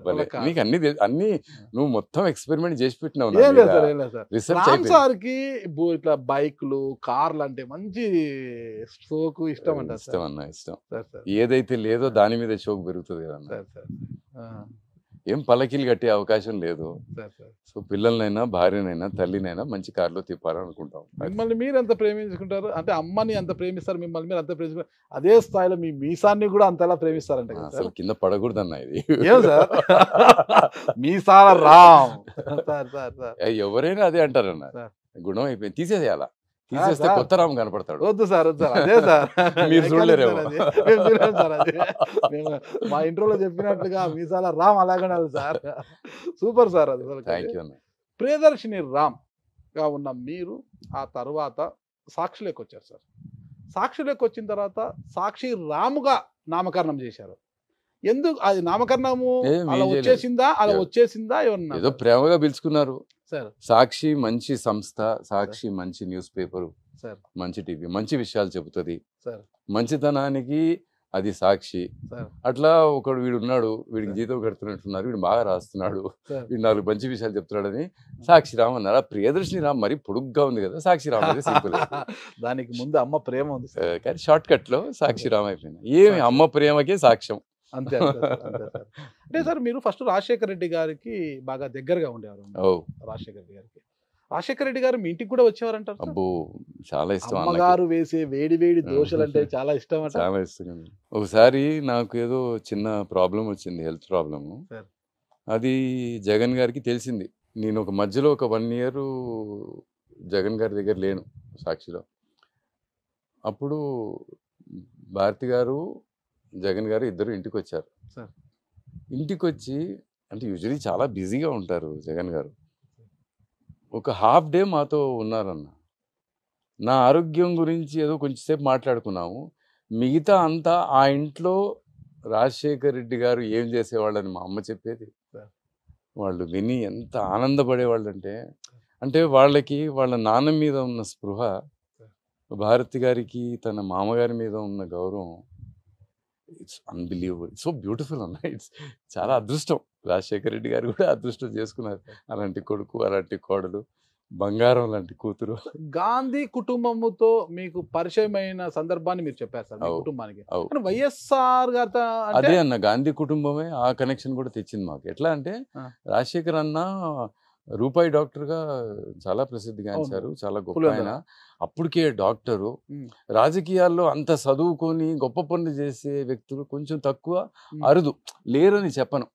మనకి అద్భుతమైన గొప్ప లీడర్లు ఉన్నారు. భాస్కర్ రెడ్డి గారు, బ్రహ్మానంద రెడ్డి, అసలు నేను పేర్లు కూడా చెప్పకూడదు, అంటే ఒకటి చెప్తే ఒకటి చెప్పనట్టు అవుతుంది. అట్లా కాదు, గొప్ప వాళ్ళు ఉన్నారు. కానీ వైఎస్ అన్నలో అది ఉండిందన్న, మానవత్వం. అది సిద్ధార్థ్ అన్నకి విపరీతంగా నచ్చింది. ఆయన చాలా యాక్టివ్గా రాజీవ్ గారి దగ్గర ఉన్నారు. అమేథీ అంతా ఆయనే హ్యాండిల్ చేస్తున్నారు. తర్వాత ఇప్పుడు ఈ సౌత్ ఎప్పుడు వచ్చినా కూడా ఇద్దరు కలిసి వచ్చేవాళ్ళు, సిద్ధార్థ్ అన్న, రాజీవ్ గారు. ఏం చేసేవారు రాజీవ్ గారి దగ్గర? అమేఠీ డెవలప్మెంట్ అంతా ఆయనే చూసుకునేవారు. మొన్న ఆయన చనిపోయినప్పుడు కూడా సోనియా గాంధీ గారు చాలా ఎఫెక్షనేట్ లెటర్ రాశారు. అమేథీని అలా నిలబెట్టింది, అలా చేసింది సిద్ధార్థ్ అని చెప్పి తారాకి, మా వదిన గారికి ఉత్తరం రాసి, అమ్మగారు చనిపోయినప్పుడు కూడా ఒక లెటర్ సోనియా గాంధీ గారు ఎప్పుడూ కూడా నన్ను కానీ, అన్నయ్యని కానీ, వదిన కానీ ఎప్పుడూ అసలు తక్కువ చేసింది. సో ఆయన్ని రాజశేఖర్ రెడ్డి గారిని రాజీవ్ గాంధీ గారితో కల్పించాలని సిద్ధార్థ్ అన్నకి చాలా ఉండింది. సో చెప్పి అరేంజ్ చేసి రాజశేఖర్ అన్నని తీసుకెళ్ళి రాజీవ్ గాంధీ గారికి కల్పించి, extraordinary person, great leader, he should be part of our system, he will bring great strength to the Congress party అని చెప్పి వత్తాసు పలికి. ఎందుకంటే మనిషి గొప్పవాడు, చెప్పేవాళ్ళు ఉండాలి కదన్నా. Correct sir. చెడు చెప్పేవాళ్ళు 10 మంది, అదిగా కాంగ్రెస్ పార్టీలో ఎవరైనా తొక్కేసే వాళ్ళు ఉంటారు. కానీ సారీ, ఇప్పుడు కాంగ్రెస్ పార్టీ గురించి మాట్లాడటం లేదు నేను, అప్పుడు దాని గురించి, అప్పటి వ్యవస్థ గురించి మాట్లాడుతున్నా. కానీ ఒక మనిషిని చూసి ఆ మనిషి గొప్పవాడు, మన సంస్థకి పనికి వస్తాడు, పార్టీ ఇంకా గొప్పగా ఉంటుంది, ఎక్కువ మంచి పనులు చేయొచ్చు, ఆయనలో ఆ ఆర్ద్రత ఉంది అని చెప్పే వ్యక్తి ఆ రోజు సిద్ధార్థ్ అన్న అయ్యాడు. అంటే ఒక హనుమంతుడు అయ్యాడు అనుకోండి గాంధీ కుటుంబానికి, అది పార్టీకి హనుమంతుడు అయ్యాడు. అలా రాజశేఖర్ అన్నకి ఒక అద్భుతమైన మిత్రుడు అయ్యాడు, అద్భుతమైన స్నేహితుడు అయ్యాడు. ఆ కనెక్షన్ తో ఆయన్ని పిసిసి ప్రెసిడెంట్ చేశారు. అలాగే చిన్నారెడ్డిని వనపర్తి నుంచి యూత్ కాంగ్రెస్ ప్రెసిడెంట్ చేసింది. ఆయన కూడా ఆ రోజుల్లోనే చదువుకొని అగ్రికల్చర్ ఎంఎస్సి చేసి, డాక్టర్ చిన్నారెడ్డి ఆ టైంలోనే అంత చేసినాడు. అక్కడ కూడా చిన్న కథ ఉంది. రాజీవ్ గాంధీ గారు, సిద్ధార్థ్ గారు జీప్లో ఎక్కడి నుంచి వెనక్కి వస్తున్నారు, మహబూబ్ నగర్ దాటుకొని అట్నుంచి ఏదో వస్తుంటే జీప్ పాడైపోతే చిన్నారెడ్డికి ఫోన్ చేసినాడు సిద్ధార్థ్ అన్న. దామోదర్ రెడ్డి అన్న అని బాగా మీసాలు ఉంటాయి, మీకు తెలుసు, కాంగ్రెస్ పార్టీలో చాలా యాక్టివ్, ఎక్సలెంట్ పర్సన్, చాలా లైవ్లీ పర్సన్ దామోదర్ అన్న. ఆయన చిన్నారెడ్డి ఒక ఫియట్ కార్ వేసుకొని వచ్చినారు. రామరెడ్డి దామోదర్ రెడ్డి గారు కదా మీరు చెప్పేసి. వాళ్ళిద్దరూ వచ్చినారు. చిన్నారెడ్డి వచ్చి రాజీవ్ గాంధీని సిద్ధార్థ్ అన్నని పికప్ చేసుకొని ఇంటి దాకా ఇచ్చినారు. అట్లా చిన్నారెడ్డి ఫస్ట్ టైం రాజీవ్ గాంధీని అంత పర్సనల్గా ఒకే కారులో కూర్చొని అప్పుడు చెప్పినాడు, ఈయన ఎంఎస్సీ అగ్రికల్చర్ చేసినాడు. అట్లా సిద్ధార్థ్ అన్న నలుగురికి పార్టీకి పనికి వచ్చేవాళ్ళు, రాజీవ్ గాంధీకి పనికి వచ్చే వాళ్ళ గురించి చెప్తూ ఉండే. అట్లా ఆయన జీవితం అంతా అట్లనే అయిపోయా. అన్నగారి ద్వారా మీరు రాజీవ్ గాంధీ గారి దగ్గర అయ్యారంట కదా? అబ్సల్యూట్లీ. రాజీవ్ గాంధీ గారు మిమ్మల్ని ఒక ముద్దు పేరుతో పిలిచేవారంట. చిన్న అని పిలిచేవాడు. అసలు చోటు చిన్న అని పిలిచేవాడు. నాకు బాగా గుర్తున్నా, ఫస్ట్ కెమెరా, ఆ రోజుల్లో వీడియో కెమెరాలు ఇంకా రానుగుడ్లే, హీ గిఫ్టెడ్ మీ కెమెరా. దానికి ఇంత బాక్స్, రికార్డరు, కెమెరా ఇచ్చినాడు. ఇచ్చి రా ఇవాళ హెలికాప్టర్లు తీసుకెళ్తాను, నేను హైదరాబాద్లో ఉన్నారు, అక్కడి నుంచి ఎక్కడికో పోతున్నారు క్యాంపెయినింగ్కి వెళ్తుంటే రా హెలికాప్టర్లు తీసుకెళ్తా అని చెప్పి, నేను కూడా చాలా ఎక్సైటెడ్. ఎప్పుడు హెలికాప్టర్ ఎక్కడ, ప్లేన్లు ఎక్కాము కానీ హెలికాప్టర్ ఎక్కే అవకాశం మనకి ఆడ ఉంటుంది. ఆ రోజుల్లో ముఖ్యమంత్రులుగా అంజయ్ గారు సీఎం అయ్యేదాకా ఒక ముఖ్యమంత్రికి హెలికాప్టర్ ఉంటాం అన్నది కూడా చాలా రేరు. సో ఆయన ఎక్కిస్తారంటే తయారైపోయినా. అంతలోకి ఇందిరాగాంధీ, బేగంపేట ఎయిర్పోర్ట్, అంతలోకి ఇందిరాగాంధీ గారి ఫ్లైట్ దిగింది. ఆమె దిగొచ్చి ఆమె రాజీవ్ గాంధీ నన్ను తీసుకెళ్తుంటే చిన్న హైదరాబాద్ అని నన్ను తీసుకెళ్ళి, ఓ గుండప్ప క్యా కర్తా హై భయ్, ఓ పోస్టర్ పూరా ఖరాబ్ కర్ దియా, చిన్న मैं जाफर शरीफ को बोली तुम जल्दी पोस्टर बना के वो बैंगलोर एक्सप्रेस में डालो. అట్లా నా హెలికాప్టర్ రైడ్ పోయింది. ఇందిరాగాంధీ గారు ఏ పోస్టర్ తయారు చేయమన్నారు మిమ్మల్ని? క్యాంపెయిన్, కర్ణాటక క్యాంపెయిన్ సరిగ్గా చేయలేదని నేను అక్కడ అమేఠీలో చేశాను, బాగా ఇంప్రెస్డ్. ఆంధ్ర అంతా నేనే చేస్తా. అప్పుడు వెంకటస్వామి గారు పిసిసి ప్రెసిడెంట్, భాస్కర్ రెడ్డి అన్న సీఎం, ఇక్కడ చేస్తున్నా అక్కడ కూడా చేయాలని చెప్పినారు. సో జాఫర్ షరీఫ్ గారు రైల్వే మినిస్టర్ అన్న, ఆయనకి చెప్పినారు 5ంటికి ట్రైన్ బయలుదేరుతుంది ఇక్కడ బెంగళూరు పోయే ట్రైన్. ఆ ట్రైన్ ఒక 5-10 నిమిషాలు అటు ఇటు అయినా కూడా పర్వాలేదు, జబ్ తక్ రామ్ ఆకర్ పోస్టర్ నహీ దాల్తే తబ్ తక్ ట్రైన్ నహీ నికలేగా. ఆ రోజుల్లో వ్యవస్థలు అట్లా ఉండేవి. ఇందిరాగాంధీ గారు జాఫర్ షరీఫ్ చెప్తే ఆయన ఏం చేస్తాడు? అట్లా నేను కూడా అనూహ్యమైన పవర్ని చూశాను, అనూహ్యమైన పవర్. కానీ ఎప్పుడు కూడా పవర్ మట్టి నన్ను అంటుకోలేదన్న, నా అదృష్టం. ఎంత ఈజీగా చెడిపోవడం. రాజీవ్ గాంధీ పవర్ని చూశారు అన్న విషయం ఒక జర్నలిస్ట్ గా నాకు కూడా తెలుసు సార్. ఎందుకన్నా, లాస్ట్ మీటింగ్ వైజాగ్ నుంచి బయలుదేరుతున్నారు, నేదురుమల్లి గారు ముఖ్యమంత్రి గారు ఉన్నారు. రాజీవ్ గాంధీ గారు నేదురుమల్లికి ఫోన్ చేసి చిన్నాకో భేజో అని చెప్పారు. వైజాగ్ నుంచో ఎక్కడి నుంచో చెన్నైకి పోతుందన్న ఫ్లైట్. ఆ ఫ్లైట్లో రామ్ని పంపించండి అని చెప్పి రాజీవ్ గాంధీ గారు రిక్వెస్ట్ చేశారు. నేను ఫ్లైట్ ఎక్కా. ఆ రోజుల్లో ముందు ఎగ్జిక్యూటివ్ క్లాస్ ఉండేది. సో మన దగ్గర కొంచెం డబ్బు గిబ్బు అంతా ఉండేది, మనం ఎగ్జిక్యూటివ్ క్లాస్లో కూర్చున్నాం. ఈయన రో నంబర్ 7లో కూర్చుంటారు. ఎక్కడైతే ఫ్లైట్ ఎంట్రీ ఉంటుందో అక్కడి నుంచి రో నంబర్ 7 మొదలవుతుంది. విఐపీస్ అంతా లాస్ట్లో ఎక్కిస్తారు కాబట్టి రో 7లో 3 సీట్లు, అటు 3 సీట్లు, ఎస్పీజీ, మిగతా సెక్యూరిటీకి ఆ 4 బ్లాక్ చేసి పెడతారు. సో అక్కడ ఆయన కూర్చొని ఉన్నారు. సో ఆయన ఫ్లైట్ ఎక్కగానే కాయ్ రామ్ కాయ్ చిన్న కాయ్ అని అడిగారు. సో నన్ను పిలిచినాడు. అంతలోకి ఎయిర్ హోస్టెస్లో ఏవో సంతకాలు ఏది ఆటోగ్రాఫ్లు పెట్టించుకుంటున్నారు రాజీవ్ గాంధీ. ఆయన చాలా షైగా, అంటే ఎంత అందమైన మనిషి నన్ను చూసి కర్ణా పడతా చిన్న అన్నాడు. చేయాల్సి వస్తుంది చిన్న అని చెప్పి నన్ను పక్కన కూర్చొని పార్లమెంట్కి రా, కంటెస్ట్ చేయి, I want you to be in my cabinet, Siddharth is not interested, నువ్వు కంటెస్ట్ చేయి అని చెప్పి గుంటూరులో అటువైపు ఒక కాన్స్టిట్యున్సీ చెప్పి పేరు చెప్పి ఐ ఆల్రెడీ క్లియర్డ్ యువర్ పార్లమెంట్కి రా, నువ్వు మినిస్టర్ అవ్వు అని చెప్పి లాస్ట్ ఫ్లైట్ అన్న చెన్నైలో దిగాం. నేను చేయనని చెప్పాను, not interested in politics, I don't like politics, I hate politics, what ever my interest was. నాకేంటి మళ్ళీ ఇంటికి వెళ్ళిపోయి మా అమ్మని చూసుకోవాలి, ఇవన్నీ కావు, పని చేసుకోవాలి, ఐ వాజ్ నాట్ ఇంట్రెస్టెడ్. ఇప్పుడు డబ్బు దండిగా ఉండేది మనతో, అది ఇది అన్నారు కదా సార్. ఇప్పుడు దండిగా ఉండేది అంటే ఆ డబ్బుని మీకు వచ్చిన పవర్తో సంపాదించారా, యాడేజ్లో సంపాదించారా? ఓన్లీ యాడేజ్. నా లైఫ్లో అన్న రాజశేఖర్ అన్న ఎంత దగ్గర అంటే ఒక బ్రదరే అన్న సార్. లేకపోతే ఆ రోజు నేను వయసు అన్న చనిపోయినప్పుడు పాప షర్మిలమ్మ ఒక్కతే ధైర్యంగా నిలబడున్నా, మిగతా వాళ్ళందరూ ఏడుస్తూ ఉంటారు. నేను కిందకి దిగి వస్తుంటే జగన్ అన్న ఆడ కూర్చున్నాడు ఒక కుర్చీలో. బంధువులు చాలామంది, వైఎస్ కుటుంబంలో బంధువులు చాలామంది, వాళ్ళందరూ ఆడున్నారు, బాధతో ఉన్నారు. డైనింగ్ టేబుల్ మీద అంతా ఫుడ్ పెట్టుంది. అంటే ఆయన సావుకి కూడా ఎవరైనా వస్తే ఆకలి కడుపుతో పోకూడదన్న సంస్కారం ఆ ఇంటిది. జగన్ గారు ఆడ ఒక్కరే కూర్చొని ఉన్నారు. ఆయన్ని ఎందుకులే పలకరించడం, పోవాలిక బాడీ వచ్చింది, నేను టీవీకి పోయి పనిచేయాలి అని వెళ్ళిపోతుంటే అన్నా అని పిలిచినాడు. లేచి వచ్చి 2 చేతులు పట్టుకొని నిలబడినాడు అన్న కాసేపు. నేను అనుకోవడం ఒక 3-4 నిమిషాలు ఊరికే ఏమీ మాట్లాడకుండా చేతులు పట్టుకొని నిలబడినాడు. ఒకే మాట అన్నాడు, కాళ్ళకి చెప్పులు లేకపోయినా పర్వాలే, నాయన అనుకున్నదల్లా చేయాలి చూడు అని చెప్పినాడు. అప్పుడు ఇంటికి ఆఫీస్కి పోతే అప్పటికే నా స్నేహితులు, నా కలీగ్స్ ఎవరైతే నాతో పాటు రాస్తారో వాళ్ళందరూ ఈ అంధకారంలో నన్ను ఎందుకు వదిలేసావు, నన్ను ఎందుకు ఇట్లా వెళ్ళిపోయావు, నువ్వు వెళ్ళిపోతే మేము ఎలా బతకాలి అన్న మ్యాటరే రాశారు. ఏడపోయావు రాజన్న అది రాస్తే అది వద్దని చెప్పి అప్పుడు పోయారని మీరెట్లా అంటారా, ఎందుకంటున్నారు, ఏడపోతావు రాజన్న, పోలేదని రాద్దాంరా అని చెప్పి నేను గొడవ పెట్టుకొని మళ్ళీ రీరైట్ చేసుకొని రోజులాగే తెల్లారింది, వేకు ఉంది, వెలుగుంది, మీరు లేవంటారేంటి రాజన్న అన్న విషయం రాశాను. సో రాజశేఖర్ రెడ్డి గారిని ప్రేమించిన వాళ్ళు 1,000,000 మంది ఉంటారన్న, ఇంకా ఎక్కువ మంది ఉంటారు. అందరూ ప్రేమించారు. అతిగా ప్రేమించిన వాళ్ళు, చాలా ఎక్కువ ప్రేమించిన వాళ్ళు ఒక విజయమ్మ ఉంటుంది. ఆమె నన్ను అడిగిన ఒకే ఒక్క ప్రశ్న, రామ్ ఇంతమంది మీ అన్న చనిపోయినాడని ప్రాణాలు పోగొట్టుకున్నారు, వాళ్ళందరూ ప్రేమించే కదా, మరి నేనెందుకు ఇంకా బతికున్నాను, అంటే నా ప్రేమ అంత గొప్పది కాదా, నేను ఇంకా ఎందుకు బతికున్నా? ఆ మాట అన్నారు సార్. ఆ మాట నన్నే అడిగారు. నేను ఇంకా బతికున్నానంటే నా ప్రేమ అంత గొప్పది కాదా, నేను ఎందుకు చనిపోలేదు అని చెప్పి ఏడ్చింది.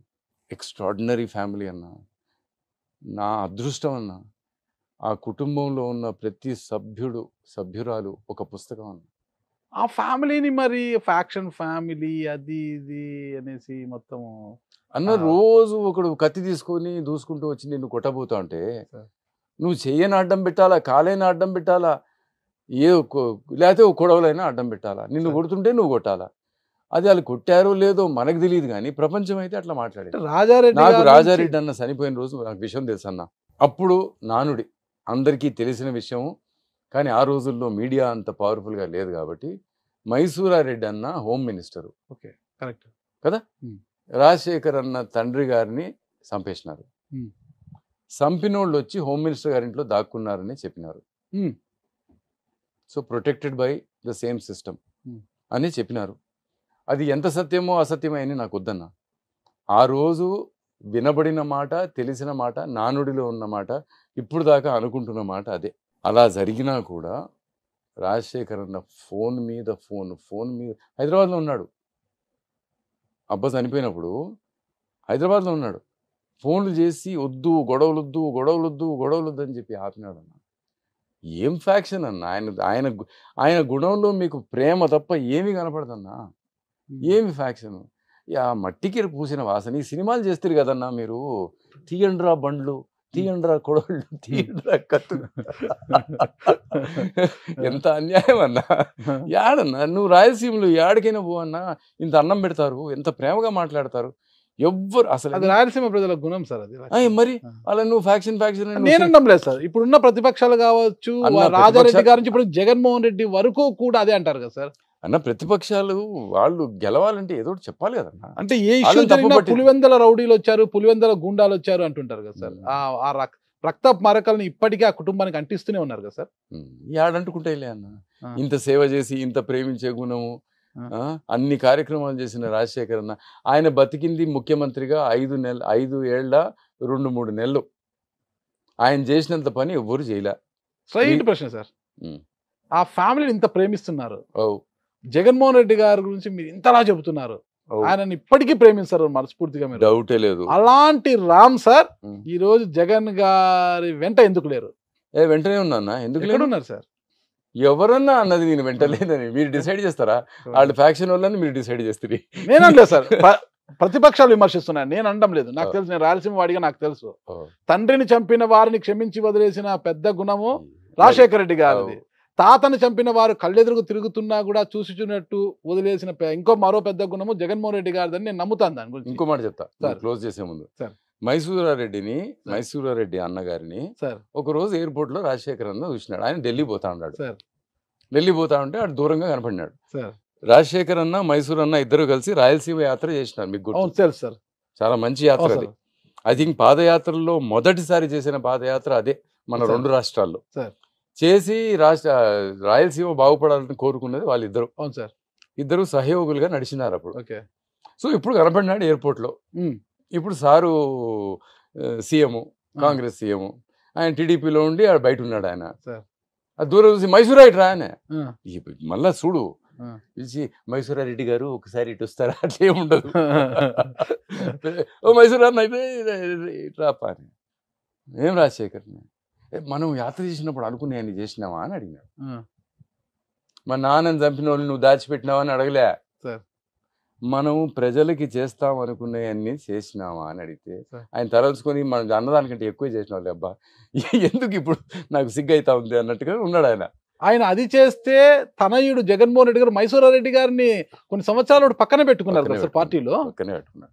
సరే అది అయిపోయింది అన్న. పోయి మళ్ళా పోతుంటే కొంచెం దూరం పోయినాక మళ్ళా మైసూరా మళ్ళా పిలిచినాడు. ఏదో జ్ఞాపకం వచ్చింది రాజశేఖర్ అన్నకి. పిలిచి పిల్లలు ఏం చేస్తా ఉండారు అని అడిగినాడు.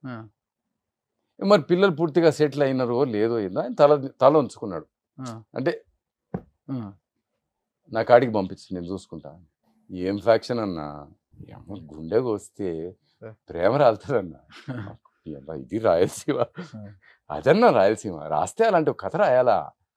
2014లో వైఎస్ఆర్ కాంగ్రెస్ పార్టీ ఎన్నికల క్యాంపెయినింగ్ కి యాడ్స్ చేసిందంతా మీరే సార్. మరి 2019 ఎందుకు చేయలేదంటే ఏం చేశారు సార్? 2019 ముందు ఎవరికి ఇచ్చినారన్నా సార్? మళ్ళీ బాగాలేదని జగన్ రెడ్డి పిలిచి క్లాస్ బికి పొద్దున్నే ఏం చేయి ఇదేంది అదేందని చెప్పి మీరు ఉండగా ముందుగా వేరే వాళ్ళకి ఇవ్వాల్సిన అవసరం ఏమొచ్చింది అన్న? వాళ్ళని తెచ్చుకున్నారు కదన్నా పీకే గారిని. ఓకే, ఓవరాల్ క్యాంపెయిన్ ఎవరు వచ్చినా పీకే అయినా పెయిడ్ క్యాంపెయినింగ్, వాళ్ళు కూడా డబ్బులు ఇచ్చిన పని చేస్తారు. కానీ యాడ్ పబ్లిసిటీ జగన్మోహన్ రెడ్డి గారికి ఇష్టలైన మీరు ఉండాలి. ఇష్టలు అంతా పక్కన పెట్టన్నా. 2014లో తప్పకుండా గెలవాల్సింది ఆగిపోయి 1.5% ఓటు 5 లక్షల చిల్లర ఓట్లతో వెనకబడిపోయి 60 సీట్లతో బయటపడిన జగన్ రెడ్డి ఒక ఆలోచన ఉంటుంది. మనం ఏదైనా మంచి చేయాలంటే ఫస్ట్ ఆఫ్ ఆల్ మనం ముఖ్యమంత్రి కావాలి, అది ఫస్ట్. దానికి పీకే గారు స్ట్రాటజీ అంతా చెబుతారు, ఎలా చేయాలి అని నమ్ముతారు. నన్ను ఎట్లా నమ్మినాడన్న సాక్షిలో ఫీచర్స్ నాకు ఇచ్చినాడు, ఆ టీవీలో కొన్ని కార్యక్రమాలు నాకు ఇచ్చినాడు, నమ్మినాడు అంతే. నువ్వు చేయి, నువ్వు ఏం చేస్తావో నువ్వు చేయి. అట్లాగే పీకే గారిని నమ్మారు. పీకే గారిని నమ్మినప్పుడు పీకే గారు డిసైడ్ చేయాలి ఎలాంటి క్యాంపెయిన్ ఉండాలి, ఎలా చేయాలి, అంతా వారే నిర్ణయం తీసుకోవాలి. అయినా పేపర్లో టీవీలో మనం కావాల్సినంత ఉదరగొడుతున్నాం కదా, మనం ఎక్కడ వదిలేము, మనం ఆ పని చేస్తూనే ఉంటాం. I'm not justifying or rationalizing the fact that I did not pick up the campaign at the beginning. అంటే But I did my bit. And when the campaign was not going in the direction that Jagan sir wanted, he definitely called me in the morning. And we did something. Actually, everything we did from then onwards. Anta nene chesaను. అంతా మీరే చేశారు sir. ఏం చేశారు అనేది మాట్లాడదాం మనము. రాజశేఖర్ రెడ్డి గారితో ఉన్న పరిచయంతో జగన్మోహన్ రెడ్డి గారు పరిచయం అయ్యారు సార్ మీరు. అంతేగా. అంటే సాక్షిలోకి రాజశేఖర్ రెడ్డి గారి పిలుపుతో వచ్చారా, అంతే. జగన్మోహన్ రెడ్డి గారితో ఉన్న పరిచయం? వైఎస్ అన్న పిలిచిన ఆఫీస్కే పిలిచిండ. చెప్పి ఇట్లా జగన్ ఇట్లా మొదలు పెడతా ఉన్నాడు చూడు, నువ్వు రా, ఈ క్రియేటివ్ వర్క్ అంతా చేస్తావు కదా, నువ్వు ఇన్వాల్వ్ అవ్వు అని చెప్పి వైఎస్ అన్న పిలిచినాడన్న. అయితే నాకు వద్దబ్బా, నేను ఇప్పుడు సినిమా చేయాలి, టాస్ అని ఒక సినిమా చేసిన, అది సరిగ్గా ఆడలే, మన కన్నడ హీరో ఉపేంద్ర గారితో ఇప్పుడు మనకి మంచి రివెంజ్ ఫార్మాట్ లో ఉన్నాం, మన గెలవాలి ఇప్పుడు, కుదరదన్నా, ఫస్ట్ టైం జీవితంలో ఓటమి అసలు మిగిలేలా. అంతకుముందు ఒక సినిమా చేశారు కదా సార్, మీరే హీరో మీరే డైరెక్టర్. దానికి నంది అవార్డు వచ్చా, ఇది మనోడు మంచి మంచి మార్కులు వచ్చినాయి దానికి. ఇదేదో కొంచెం కమర్షియల్ చేస్తే అటు ఇటు పోయింది, ప్రొడ్యూసర్లు ఒకటి అడిగినారు, నేను ఒకటి అడిగిన, ఏదో అర్థం కాలే. మళ్ళా గెలవాలా, తప్పు లేదని చెప్తే రాజశేఖర్ రెడ్డి నెత్తి కొట్టుకొని చెప్పి, ఏమప్పా సినిమా చేస్తావు, ఎజెండా అంతా వాళ్ళు సెట్ చేస్తూ ఉన్నారు, వాళ్ళు పొద్దున్నే రాస్తారు, ఇక్కడ ప్రాబ్లం చేసినాడు, అక్కడ ప్రాబ్లం చేసిన, అంటే అసెంబ్లీకి పోయి నేను సమాధానం చెప్పుకోవాలా, ముఖ్యమంత్రిని నేను. మనకు ఒక point of view, Congress party ఏమనుకుంటుంది, సోనియా గాంధీ గారు ఏం ఆలోచిస్తున్నారు, ఈ దేశానికి రాష్ట్రానికి ఏం చేయాలనుకుంటారు మనం చెప్పాలి కదా. నువ్వు ఈ టైంలో నువ్వు ఇప్పుడు రాను సినిమా చేసుకుంటాను అంటే, తర్వాత చేసుకుంటుంది అబ్బా సినిమా, నీకు ఏదైనా కావాలంటే నేను చేసి పెడతాను ఎక్కువ అని అన్న, నేను చేయనని చెప్పి వెళ్ళిపోయాను. మళ్ళీ పిలిచినాడు, పిలిచి ఇంకోసారి చెప్పినాడు, అప్పుడు కండిషన్ పెట్టిన, 6 నెలలకు వస్తా అని చెప్పిన. 6 నెలలకు వస్తారంటే నగినాడు. ఆయనకు తెలుసు బిడ్డ దిగినాడంటే నా ప్రేమకు వదిలిపోవడానికి. 6 నెలల కండిషన్ అని చెప్పి దిగినా అన్న. దిగి బాగా కలిసి చేసినా. ముందు పేపర్ స్టార్ట్ అయింది, ఇంకా టీవీ స్టార్ట్ అవ్వకపోయా. అది సాయిరెడ్డి అన్నకి అప్పుడు టీటీడీ అది ఇచ్చినారు, మెంబర్షిప్ ఇచ్చినారు. మెంబరా ఏంది, టీటీడీ బోర్డు మెంబర్ ఇచ్చినారు. సో బోర్డు మెంబర్గా ఉండగా ఆయన టీవీ నడపడం కరెక్ట్గా, ఆయన వసూల్ కా బహుత్ సాఫ్ హై ఆద్మీ, కోई गलती नहीं करना जिंदगी में. तो वसूल की पाबंदी के साथ बोले, హిందీలో మాట్లాడుతున్నాను సరే. ఆ ఆలోచనతో తను ఏమన్నా అంటే, ఈ టీవీ కూడా స్టార్ట్ అయ్యేదాకా రామన్ననే ఉండమని చెప్పి, 6 నెలలు అయిపోయినాయి కాబట్టి ఇంకొక 6 నెలలు వేసి, ఎలక్షన్లు వస్తున్నాయి నువ్వు చూడు టీవీ స్టార్ట్ చేయండి, టీవీ కూడా స్టార్ట్ అయింది. అట్లా 2 స్టార్ట్ చేయడానికి కారణం, అక్కడ ఒక అవసరం వచ్చింది, ఒక క్రియేటివ్ పర్సన్ చేస్తే బాగుంటుంది. అప్పుడు సజ్జల రామకృష్ణారెడ్డి గారు పూర్తిగా యాక్టివ్గా ఉన్నారు. Is done a great job with Sakshi. నేను ఫ్యామిలీ అని ఆ పేపర్కి ఫీచర్స్ దానికి పెడితే, పతాంజలి గారు లవో దివ్వమన్నారు. ఏంది రామ్, మనం తెలుగు పేపర్ నువ్వు ఫ్యామిలీ అంటావు, అనుబంధ ఎడిషన్కి ఏమో ఆదివారం దానికి ఫండే అని పెట్టినావు, అవన్నీ నడవని జగన్ రెడ్డి దగ్గర సజ్జల రామకృష్ణారెడ్డిను పతాంజలి గారు ఏదో కాసేపు క్లాస్ పీకినారు. ఆయన ఏమిల్లా, ఏమన్నాడు, ఇదే వర్కౌట్ అవుద్దన్నా అన్నాడు, చేసేపో అన్నాడు. అంత ఫ్రీడమ్ ఎందుకు ఇచ్చాడు అంటే, అన్న there is a very popular saying with Jagan గారు believes completely, with power comes responsibility. పవర్తో పాటు బాధ్యత కూడా వస్తుందన్న. అండ్ ఏ వ్యక్తి అయితే ఆ పవర్ని బాధ్యతగా వాడుకుంటాడో వాడు కరెక్ట్ అని ఆయన బిలీవ్ చేస్తాడు. లక్కీలీ నాకు ఆ ఆలోచన ఉండింది. నేను ఎప్పుడు కూడా అనుకునేవాడిని అన్న, నాకంటే నేను కూర్చున్న కుర్చీ పెద్దది కాకూడదు. ఓకే, నేను కూర్చోవడం వల్ల కుర్చీకి అలంకారం రావాలి, కరెక్ట్, కుర్చీ వల్ల నాకు అలంకారం ఉండకూడదు. Sir, so I should be larger. That is the reason why Sakshi happened in my life. Accident అన్న, ప్యూర్ యాక్సిడెంట్, అంతే, అంత డెస్టినీ.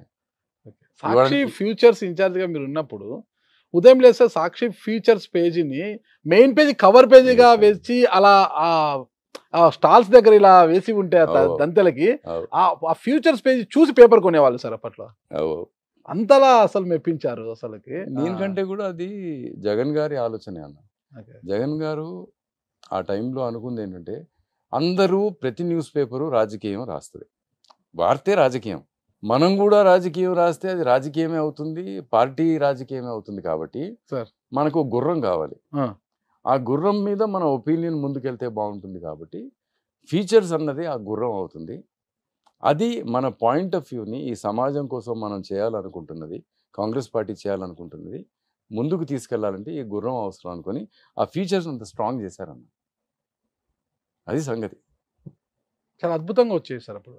అంటే అదంతా అంత మేమంతా ఊరికే చేసిన వాళ్ళమన్నా, ఆలోచన అంతా జగన్ గారిది. సరే. ఆయన ఏ ప్రాజెక్ట్ అనుకోండి, anything that he does it meticulously. అన్న వాళ్ళ కుటుంబంలో ఒక గుణం ఉందన్న, ఇద్దరు తండ్రికి కొడుకు ఇద్దరికి ఉంది. వయసు అన్న మా ఇంటికి వస్తే అన్న పోతూ పోతూ సోఫా సరిగ్గా లేకపోతే కొంచెం స్ట్రైట్ చేసి, ఆ కర్టన్ సరిగ్గా కొంచెం స్ట్రైట్ చేసి వెళ్ళేవారు. రాజశేఖర రెడ్డి గారు చనిపోయిన తర్వాత ఆ ఎమోషన్ని దాదాపు కొన్ని నెలలు మీరు డ్రైవ్ చేశారు సార్ అసలు పూర్తిగా అసలుకి.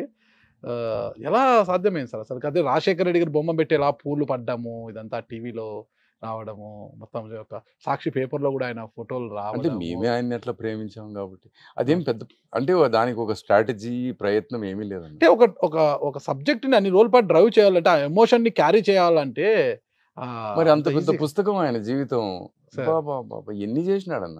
ఏడపోతావు రాజా అనేది దాదాపు 5-6 నెలల కొన్ని సంవత్సరాల పాటు అది వచ్చింది కదా సార్. లేదన్న, విజయమ్మ ఫోన్ చేసి 8వ రోజో 9వ రోజో ఆపిచ్చేసింది. సార్. ఈ ఇమోషన్ వల్ల ఎవరికైనా హార్ట్ అటాక్ వస్తుందేమో, ఎవరైనా ప్రాణం పోగొట్టుకుంటారు, ఇంకా ఆపేసే రామని చెప్పారు ఆవిడ. వాళ్ళ గుణం అన్నది అంత పవర్ఫుల్గా ఉన్నా కూడా దాన్ని ఆపేయండి అని చెప్పింది విజయమ్మ. అంటే ఏడపోతావు రాజన్న అన్నది మాత్రం మీ కలం నుంచి జాలువారి అక్షరాలే పక్క.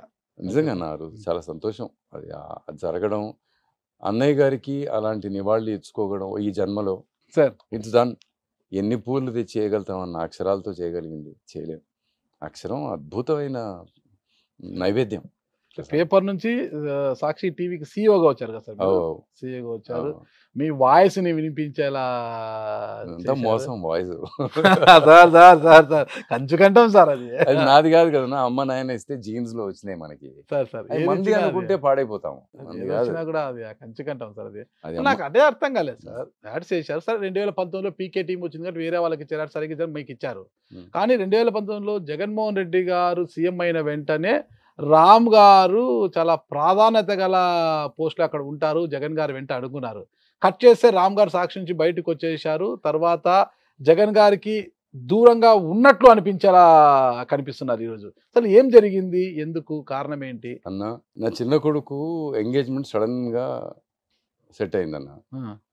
ఆయన 10 రోజులు హంగర్ స్ట్రైక్ చేసి వెనక్కి వస్తున్నాడు. ఓకే. ఆపోజిషన్ లో ఉన్నారు. నేను భారతమ్మ గారికి, నా బంగారం షర్మిలమ్మకి, విజయమ్మకి, ముగ్గురికి చెప్పిన, ఇట్లా వివేక్ ఎంగేజ్మెంట్ సడన్ గా అమ్మ, పలానా హోటలు, ఈ టైము, జగన్ గారికి కూడా చెప్పండి అని చెప్తే, మేమేడ చెప్తాము, నువ్వే చెప్పు, ఇవాళ రాత్రే వస్తున్నాడు, వెనక్కి వస్తున్నాడు అని చెప్తే, సరే వాళ్ళందరూ అరేంజ్మెంట్ చేసి నన్ను ఇంట్లో నిలబెట్టినారు ఆయన వచ్చే టైంకి. ఏం రామన్నా, ఏం సంగతి అన్నా? వివేక్ ఏమో 2004 ఎలక్షన్, దాని తర్వాత ఎలక్షన్లో కూడా జగన్ గారి కోసం చాలా పనిచేశాడు. ఆయనకి ఇష్టం వివేక్, జగన్ అంటే చాలా చాలా హీరో. సో వివేక్ పెళ్ళా అన్నాడు. అవును. అయిపోయినా నీ బాధ్యతలన్నీ అని. లే అన్న, ఇంకా కాలే, ఇంకో బాధ్యత మిగిలి ఉందని. నీకు 2 కొడుకులే కదా, ఇంకో బాధ్యత అంటున్నావు అంటే, నువ్వు సీఎం కావాలి కదన్నా. దగ్గరికి ఈడ్చుకొని కౌగిలించుకొని వస్తా ఎన్నింటికి అన్నాడు. 11:30 అన్న. లోపలికి వెళ్ళిపోయినాడు అన్న. కృష్ణమోహన్ రెడ్డి, ఓఎస్డి, మన సుబ్బారెడ్డి అన్న, ఐ థింక్ సజ్జల్ గారు కూడా ఉన్నారు.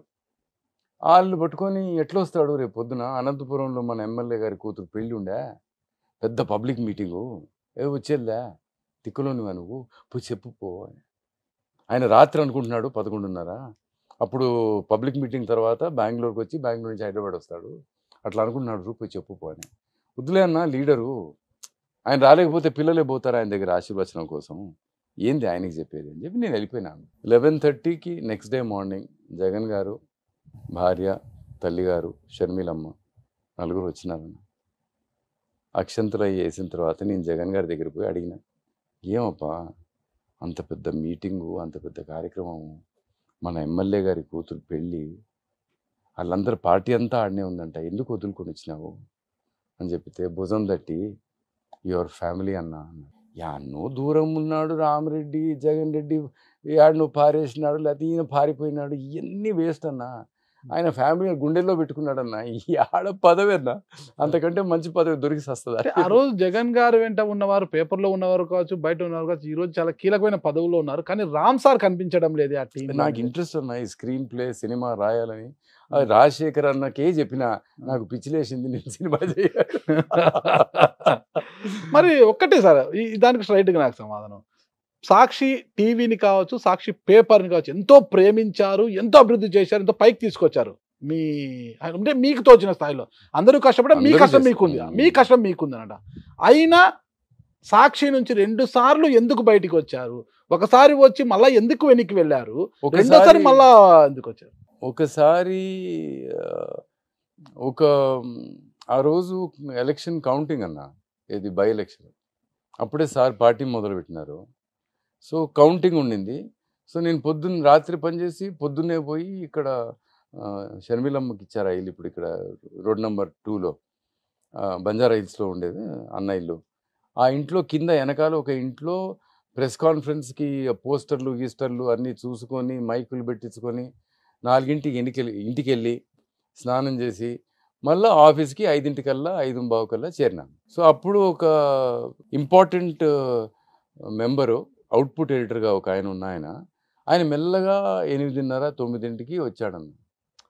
అందరూ పొద్దున్నే 5:30, 6ంటికి కౌంటింగ్ కాబట్టి ఉండాలని అందరూ రెడీగా ఉన్నారు. He came around 8:39. సో ఆ అన్నని పిలిచి చెప్పిన, వద్దులే అబ్బా నీకు అవుట్పుట్, నువ్వు వేరే చూసుకోలేదన్నా, నువ్వు కొంచెం ఆగు, నీకు వేరే ఏదో అరేంజ్ చేస్తా అని చెప్పిన. అది నేను ఎవరికి మేనేజ్మెంట్లో ఎవరికి ఇన్ఫార్మ్ చేయకుండా చేసిన పని. అది కొంచెం సజ్జల రామకృష్ణారెడ్డి గారికి ఇబ్బందిగా అనిపించినట్టుంది. ఓకే, ఆయన ఈడీ గారు కాబట్టి ఇప్పుడు. సో ఆయన నన్ను రూమ్కి పిలిచి చాలా ప్రేమగా చెప్పినాడు, అన్న రామ్, నువ్వు మేనేజ్మెంట్కి ఇన్ఫార్మ్ చేయకుండా అంత పెద్ద నిర్ణయం, ఒక అవుట్పుట్ ఎడిటర్ అంటే ఆల్మోస్ట్ ఎడిటర్ కదా, ఒక అవుట్పుట్ ఎడిటర్ గారిని నువ్వు పక్కన పెట్టి అంటే, నేను చెప్పిన, చూడు స్వామి, నన్ను పిలిచిందేమో రాజశేఖర్ రెడ్డి, నాకు నువ్వు పాఠం చెప్పేదేమో నువ్వు అయితివి. దేవుడి దయ వల్ల నేను తెచ్చుకున్నది ఒక టూత్ బ్రష్, ఒక టూత్ పేస్టు, అది ఉన్నది, అది వదిలేసిపోతా, నేను ఆఫీస్ వదిలేసిపోతున్నా, నేను రాను రేపటి నుంచి. ఆ లవ్ డాక్టర్కి రాసినవి ఒక 3 ఎక్స్ట్రా ఉన్నాయి, ఆ కాలంకి రాసినవి ఇది రాసిన, ఇవాళ పేజీలన్నీ రాసి పెట్టిన, సండే బుక్ కావాల్సినంత జరిగిపోయింది, ఇవన్నీ చెప్తున్నా స్వామి. లేదు నువ్వు కొంచెం మెల్లగా, తొందర ఏం లేదు, వెంటనే ఏమొద్దన్నా, మనసులో ఈ ఆలోచన వచ్చింది అంటే నేను ఉండటం కరెక్ట్ కాదు. నేను మా జగన్ రెడ్డి కౌంటింగ్ రోజు అందరూ అలర్ట్గా ఉండి పనిచేయాలనుకొని తీసుకున్న నిర్ణయం అది. లేకపోతే కొంత బంధువర్గానికో ఎవరికో మనం ఫేవరబుల్గా ఉంటున్నాం అన్న ఫీలింగ్ సంస్థలో ఉండకూడదు. Jagan garu is more important than all this అని తీసుకున్న నిర్ణయం. ఆ నిర్ణయం తప్పని మీరు చెప్తున్నారు. ఓకే, మీరు చెప్తున్నారా, ఎవరు చెప్తున్నారో నాకు తెలియదు. మీరు చెప్తే మీ మేనేజ్మెంట్ చెప్పినట్టే, నాకు సంబంధం లేదని బయలుదేరి వచ్చేసిన. Okay, next day morning Jagan గారు 4:30కి ఇంటికి పిలిచినారు. ఏమి తిక్కనా నీకు, అది నేను చేయనంటే చేయనని చెప్పి వచ్చేసిన. వాళ్ళు ఎప్పుడు ఎవరిని దూరం చేసుకోలేదన్న, ఇది మన తిక్క. మళ్ళీ రెండోసారి జగన్ గారు పిలిస్తేనే వెళ్ళారు సార్. భారతమ్మ చాలా సాక్షి పేపర్లో కావచ్చు, సాక్షి టీవీలో కావచ్చు, మీరు ఒక పెద్ద పులిలా ఉండేవారు. అదే పేపర్లోనే ఉత్తాన పతనాలను కూడా చూశారు సాక్షి రామ్ గారు. ఏం తేడా పడలేదన్న, ఏ పని చెప్పినా కూడా చేయాలి కదా. నువ్వు ప్రేమించింది జగన్మోహన్ రెడ్డిని, రాజశేఖర్ రెడ్డిని, ఆ కసువుడం అంటే కసువు చూసుకోవాలి. ఏందా పెద్ద ఆలోచన ఏముంది, ఆయన ముఖ్యమంత్రి కావాలి, అంతేగా, వేరే ఆలోచన ఉంటుందన్న. మీరు ఎలక్ట్రానిక్ మీడియాలో ఒక కొత్త పుత్తలు దొక్కించారు. మీరే సాక్షి టీవీలో బ్రేకింగ్ న్యూస్ పెద్ద పెద్ద అక్షరాలతో వేయడం అలవాటు చేసింది మీరే. మీరు నేర్పిన తర్వాత ప్రతి ఛానల్ కూడా దాన్ని అలవాటు చేసుకుంది అనమాట. అంటే ఒక కొత్త పుంతలను తొక్కించారు మీ ఎలక్ట్రానిక్ మీడియాని. అలాంటి మిమ్మల్ని సాక్షి టీవీ నుంచి తప్పించి పేపర్ ఫీచర్స్ మాత్రమే పరిగణితం చేశారు. అబ్బో, నేను అప్పుడు పోయి సినిమాలో యాక్ట్ చేసిన అన్న, భారతం పిలిచి అడిగింది. తర్వాత బాలకృష్ణకి ఒక కథ ఇచ్చిన అన్న, నేను రైతు కథ. అన్న ఏందన్నా ఇది, నీకు ఇంత పెద్ద పదవి ఇచ్చి ఇంత బాధ్యత ఇస్తే అంటే నిలకడలేదు నాకమ్మా, నేను ఇంతే. బాలకృష్ణ కథ ఇస్తే ఏమైంది సార్? అది చాలా ఇష్టపడ్డాడు ఆయన, రైతు కథ. మరి ఆయన కుటుంబంలో ఏం జరిగిందో నాకు తెలియదు. సో దానివల్ల ఇక మరి ఎట్లా అంటే, నేనైతే యాక్టింగ్ మానను, ఎవరైనా పిలిస్తే పోయి యాక్టింగ్ చేసి వస్తా అని చెప్పి, ఇట్లా అవుతుంది, నేను ఫీచర్స్ ఒకటే హ్యాండిల్ చేస్తా అని చెప్తే అది కూడా ఒప్పుకోలేదు. పిలిచినారు, జగన్ గారు పిలిచి ఏమబ్బా నువ్వు ఏం చేయదలుచుకున్నావు ఉండు. తర్వాత వైఈపీ రెడ్డి గారు ఆయన చెప్పినారు, అన్నా నువ్వు ఫీచర్స్ టీవీలో పేపర్లో రెండిట్లో మేనేజ్ చేయి. వద్దన్నా మన అంత మూర్ఖులం అన్నా మనం. మరి అంతలా వాళ్ళు చెప్పిన మీ అంతకు మీరే బయటకు వచ్చారు అనుకుంటాం సార్. వచ్చే అనుకుంటాం రోజు ఏంది మళ్ళా? కారు తాళాలు అక్కడ అప్పచెప్పి కళ్ళ నిండా నీళ్లు పెట్టుకొని వచ్చారు రామ్ గారు అది అంటారు. నిజం కాదు. Okay sir. సంతోష్ అస్సలు కారు తాళం చెవులు వదిలిపోయింది నిజమే, అవన్నీ కరెక్టే. ఆ. చాలా అన్నా నేను ఎక్కడ నిలబడితే అక్కడ నాకు సరస్వతి లక్ష్మీదేవి రెండు ఉంటాయన్న. నాకు ఆ భయమే లేదు, ఆ బాధ లేదు. జగన్ రెడ్డి ముఖ్యమంత్రి కావాలి అంతే కదా. ఇక్కడ లోపలే ఉండే పని చేయాలా, బయట నుంచి ఎంతమంది చేయలేదన్నా. సార్ బ్రేక్ తీసుకునే ముందు ఒక చిన్న ప్రశ్న అడగబోతున్నా సార్. మిమ్మల్ని చూస్తే చాలా సున్నితంగా కనిపిస్తారు. మీ మాట విన్నా కూడా ఒక సున్నిత మనస్కులుగానే కనిపిస్తారు. ఇలాంటి మీపై సాక్షిలో ఒక శ్రీమూర్తి యాజమాన్యానికి ఫిర్యాదు చేశారు, వాస్తవమా కదా? ఆ మేనేజ్మెంట్ ఒకరు చెప్తే వినే రకం కాదన్న. చాలా మంది చేసుంటారన్న, ఒక్కరేంది. మీరు మనం సున్నిత మనస్కుల పైన ఆ శ్రీమూర్తి ఎందుకు కంప్లైంట్ చేశారు? ఎవరు చేసినారో తెలియదు, ఎందుకు చేసినారో తెలియదు. రామ్ గారిని చాలా మంది కలుస్తుంటారు, వెళ్తుంటారు, ఎంతో మందితో పరిచయం ఉంటారు. కానీ కొంతమందినే మీరు ప్రేమిస్తారు. ఆ ప్రేమ కూడా చాలా కొంతమంది అంటే అన్న భార్యను ప్రేమించిన అంతే. ప్రేమించడం అంటే ఆ ప్రేమ కాదు సార్. అఫెక్షనేటివ్ గా ఉండడం చాలా మందితో కూడా అనేది అంటుంటారు సార్. ఎందుకు అలా అసలుకి? చాలా మంది కొంతమంది మీదే కొంత ప్రేమ ఎక్కువ ఉంటుంది. ఏమన్నా టెన్నిస్ కోర్ట్ పోయి టెన్నిస్ ఆడతా, అందరినీ ప్రేమిస్తా, బాల్ బాయ్స్ దగ్గర నుంచి. ఎంత ప్రేమిస్తారంటే కొంతమంది బంతులు తీసుకుని కొడతా ఉంటా. అవి కూడా సార్. బైరెడ్డి రాజశేఖర రెడ్డి గారితో మీకు పరిచయం ఉంది సార్? ఉందన్న. ఉందా సార్? ఎలా సార్? సేనారెడ్డి అన్న దగ్గర మాకు, వాళ్ళ నాయన శేషసేనారెడ్డి గారు. ఓకే. వాళ్ళ నాయన అప్పుడు సిద్ధార్థ నన్ను రిక్వెస్ట్ చేస్తే రాజీవ్కి చెప్పి సార్ భవనం గారి క్యాబినెట్లో ఆయనకి హౌసింగ్ ఇప్పించినారు. ఆయన మీద క్రిమినల్ కేసు ఒకటి ఉంది, పెద్ద కేసు ఉండింది. ఇందిరాగాంధీ గారు భారత్ బంద్ లాంటిది ఏదో కార్యక్రమం చేస్తున్నప్పుడు కర్నూలులో ఏదో కొన్ని షాపులు ముయ్యకపోతే ఒక షాప్ ముయ్యమని కొంచెం గొడవ చేసుకుంటే, ముయ్యపోతే పెద్ద గొడవ. ఆ గొడవ మనసులో పెట్టుకొని ఈయన ఎమ్మెల్యే క్వార్టర్స్కి రాత్రి 9:30-10 ఇంటికి వెళ్తే కందులోబుల్ రెడ్డి గారి దగ్గర భోజనం చేసి ఓల్డ్ ఎమ్మెల్యే క్వార్టర్స్కి పోతా ఉంటే 25 సార్లు స్టాబ్ చేసినారు. దాంట్లో ఒక పోలీస్ కానిస్టేబుల్ ఉన్నాడు. ఆయన బతికినాడు, ఆయన చచ్చిపోయినాడు అనుకున్నారు. శేషసేనారెడ్డి గారు ఆయన బతికినాడు. బతికినాక ఇక ఊర్లో ఉన్నందరూ పారిపోయినారు స్టాబ్ చేసినాడు. ఆయన ఎవరెవరు స్టాబ్ చేసినాడు అందరికి తెలుసు కదా. చూసినాడు ఆయన, బతికినాడు. ఏమైందో ఆ కానిస్టేబుల్ చచ్చిపోయినాడు అన్న. పొడిచిన వాళ్ళల్లో కానిస్టేబుల్ కూడా ఉన్నాడు. ఆ కానిస్టేబుల్ని సేనారెడ్డి చంపినాడని కథ పెట్టి అది ఒక క్రిమినల్ కేసు చేసినాడు. దానివల్ల ఆయన అంత పవర్ఫుల్ లీడర్ అయి ఉండి నందికొట్కూరు నుంచి ఎమ్మెల్యే అయ్యిండు కూడా ఆయనకి ఎప్పుడు అవకాశం దొరకలే. తాతగారు పేరు నిలబెడుతున్నాడు సార్ మనోడు బైరెడ్డి సిద్ధార్థ్ నాకు తెలియదు కానీ బాగున్నాడు పిల్లోడు. చాలా సంతోషం వేస్తుంది. బైరెడ్డికి కూతుర్లే రాజశేఖర్. సిద్ధార్థ్ బాగున్నాడు. శబరి గారు ఇంకోరు సిద్ధార్థ్ బాగున్నాడు, నచ్చినాడు. బాగున్నాడు సిద్ధార్థ్ రెడ్డి బాగున్నాడు సార్. పౌరుషం, అందగాడు కూడా. అందగాడు బాగా ప్రెజెంట్ చేసుకుంటాడు. జగన్ ని బాగా ప్రేమిస్తాడు. ఓకే, బాగున్నాడు. మీకన్నా ఎక్కువ ప్రేమిస్తాడు సార్. అందరూ నాకంటే ఎక్కువ ప్రేమిస్తారు. దేవుడు అది ఎట్లా అంటే నా అదృష్టం నేను కనపడినా అన్న. అసలు జగన్ రెడ్డి గారిని జీవితంలో ఒక్కసారి కూడా కలవని వాళ్ళు, రాజశేఖర్ రెడ్డి గారిని ఒక్కసారి కూడా కలవని వాళ్ళు నాకంటే 100 ఎక్కువ ప్రేమిస్తారు. అందుకనే అన్న ఆయన చనిపోతే అంతమంది చనిపోయింది. అందుకే అన్న 150 సీట్లు ఇచ్చింది. మనం కనపడినామన్నా, మనదంతా మోసము. మన ప్రేమ చాలా చిన్నది వాళ్ళ ప్రేమ ముందు. అద్భుతమైన ప్రేమ వాళ్ళది. వాళ్ళు ఏం ఎక్స్పెక్ట్ కూడా చేయరు. ఒక చిన్న సందేహం ఉంది సార్ నాకు. రామ్ సార్ సాక్షిలో ఉండగానే వైఎస్ఆర్ గారి మరణము ఇవన్నీ జరిగిపోయాయి. రామ్ సార్ సాక్షిలో ఉండగానే వైఎస్ఆర్ కుటుంబంలో కలతలు రేగాయి. అప్పుడు రామ్ సార్ షర్మిలమ్మ వైపు నిలబడ్డారు. జగన షర్మిలానా అన్నప్పుడు రామ్ సార్ షర్మిలా గారి వైపే నిలబడాల్సి వచ్చింది. అది కూడా ఒక కారణం రామ్ సారు సాక్షి నుంచి బయటికి రావడానికి అంటారు. ఇది జరిగింది ఇప్పుడే కదన్నా. నేను సాక్షిని వదిలేసింది ఎప్పుడు, ఇది జరిగింది ఎప్పుడు. పాప పార్టీ పెట్టాలని రాజకీయాల్లోకి రావాలని తీసుకున్న నిర్ణయం సార్. నేను సాక్షి వదిలిన దానికి అసలు సంబంధం లే. లేదా సార్? నా సంబంధం లేదు. సాక్షి వదలడానికి కారణం నేనే, అంతే. ఇంకెవ్వరూ లేరు. కానీ ఈ రోజుకి మళ్ళీ షర్మిలమ్మ గారికి బ్యాక్ ఎండ్ లో మీరే వర్క్ చేస్తున్నారంటారు సార్? షర్మిలమ్మకి పని చేస్తున్నానో లేదో తెలియదు కానీ అన్న, విజయమ్మ కోసం నేను ఏమైనా చేస్తాను. విజయమ్మ గారి కుమార్తె అసలు విజయమ్మ గారు ఇప్పుడు ఎక్కడున్నారు అంటే విజయమ్మ గారు ఎక్కడున్నారు? పిల్లలు ఇద్దరితో పాటు ఉన్నారు. షర్మిలమ్మ గారి దగ్గర ఎక్కువ ఉంటున్నారు. అంటే ఎవరికైతే కష్టం ఉంటుందో వాళ్ళ దగ్గర కదా ఉండాల్సింది. మరి ఆ కష్టం ఉన్న చోట రామ్ గారు కూడా ఉన్నారంటున్నారు కదా? నేను విజయమ్మ దగ్గర ఉన్నానంటే మరి ఉన్నట్టేగా. అంటే కష్టం వెనకల విజయమ్మ గారు ఉన్నప్పుడు విజయమ్మ గారు వెనకల రామ్ గారు ఉంటే అందరూ కలిసి షర్మిలమ్మ గారు వెంట ఉన్నట్లే కదా సార్? ఉన్నట్టే, డౌట్ ఏముంది. సార్, కాదన్నా, నాకోటి అన్నా చెల్లెల మధ్యలో ఏమి గొడవలు లేవున్నాయి. ఈ సార్. గొడవ గొడవ గొడవ అని చెప్పి ఎవరో ఒకరు చెప్పుకోవాలి. ఎందుకంటే సార్. చివరికి ఏం చెప్పాలి? సార్. జగన్ గారు ఆడవాళ్ళని గౌరవిస్తారు, ఆడవాళ్ళని ప్రేమిస్తారు, వాళ్ళ సార్. మంచి చెడు చూసుకుంటారు. సార్. సొంత తల్లి, సొంత పిన్ని, సొంత అత్త, సార్. చెల్లి, కూతురులాగా చూసుకుంటారన్న మాటకి సార్. ఎదురు కొట్టడానికి ఒక ఐడియా కావాలి, ఒక ఆలోచన కావాలి. సార్. సొంత తల్లిని చెల్లిని పంపించేశాడు, వాడు మిమ్మల్ని నేను చూసుకుంటాడు అన్నది కదా. సార్. దానికోసం క్రియేట్ చేసిన ఇదొక మాయ. నిజానికి అన్నా చెల్లెళ్ళు ఇప్పటికి కూడా కలిసి భోజనం చేస్తారు, నేను చూసిన. సార్.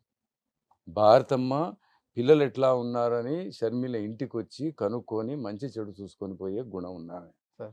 ఏమీ గొడవలు లేవు. సార్. ఆయన అక్కడ ముఖ్యమంత్రిగా చేస్తున్నారు.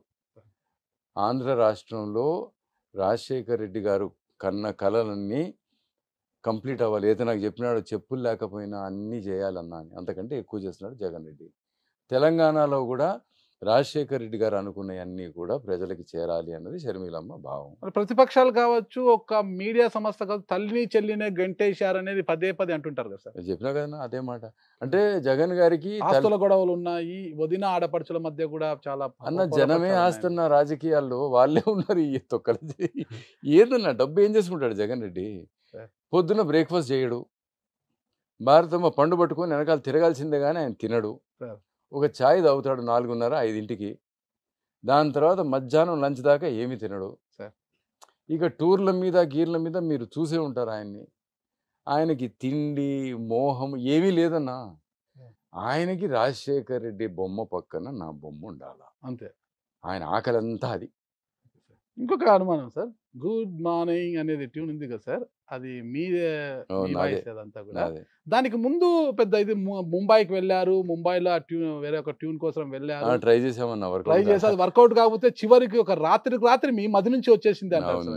ఏం సార్ అది ఏం జరిగింది బాంబేలో? బాంబే పోయినామన్నా. ఎవరెవరు వెళ్ళారు? Sir Jagan sir times of India economic times meeting అది కంప్లీట్ చేసుకున్న తర్వాత ఒక ఈ మ్యూజిక్ ఏదో సెట్ చేసుకోవాలని చెప్పి, ప్రైమరీ మ్యూజిక్ అది చాలా అవసరం, దాన్నే సిగ్నేచర్ మ్యూజిక్ గా కూడా వాడాలి కాబట్టి ఒక మంచి మ్యూజిక్ డైరెక్టర్, చాలా ఇలాంటి కమర్షియల్ మ్యూజిక్ డైరెక్టర్ ఎవరైతే ఉంటారో వారి దగ్గరికి తీసుకెళ్లారు మమ్మల్ని. ఆయన ఏదో ఇంకా చేస్తా ఇది అదే అని చెప్పినాడు, ఏదో డబ్బు మాట్లాడినాడు. జగన్ రెడ్డి సరే చేయబ్బా, నువ్వు చేసి పంపించు, బాగుండాలి చూడ, అంతకంటే ఏం లే అని చేసి వచ్చినాము. వచ్చిన తర్వాత వారం అయిపోయింది, 10 రోజులు అయిపోతుంది, ఇక టీవీ స్టార్ట్ కావాలా, ఆ సుండ్రాములు తిరిగేయి అవన్నీ లోగోలన్నీ తయారైపోయినాయి, వెనకాల డబ్కి లేదు, ఈ సౌండ్ లేకపోతే ఎట్లా స్వామి అని చెప్పి చివరికి ఏం చేసినారంటే ఇక ఏదో ఒకటి చేయి అంటే రాత్రి అనుకున్నది. ఇదొక అందమైన మార్నింగ్. సూపర్ సార్, అసలు ఏం ట్యూన్ సార్ అది, అది వింటేనే పేపర్ కొనాలి అసలు అనేది అంత సార్. వైఎస్ఆర్ ఎప్పుడైనా కొంచెం బాగా బిజీగా ఉండి అలసిపోయి మధ్యాహ్నం కొంచెం స్ట్రెస్ లో ఉండి పనులతో ఉంటే ఒకసారి టీవీలో అది మ్యూజిక్ ఒకసారి విని ఆయన మళ్ళీ he use to feel good అంట చెప్పేవారు. మీరు అంత స్థాయిలో ఉన్నారు, వైఎస్ కుటుంబానికి సన్నిహితులు, సాక్షి టీవీలో కావచ్చు పేపర్ అంత స్థాయిలో పనిచేశారు కదా. మీరు పేపర్లో ఉన్నప్పుడు ప్రతిరోజు ఉదయం డిస్ట్రిబ్యూషన్ సమయంలో డిస్ట్రిబ్యూషన్ ఏరియాలకు వెళ్ళి పేపర్ పడుతుందో లేదని మొత్తం మీరు బైక్లోను కార్లోను వెళ్ళి ఉదయం పూట వెళ్ళి చూసేవారంట. అంతా ఏంటి సార్ అసలు?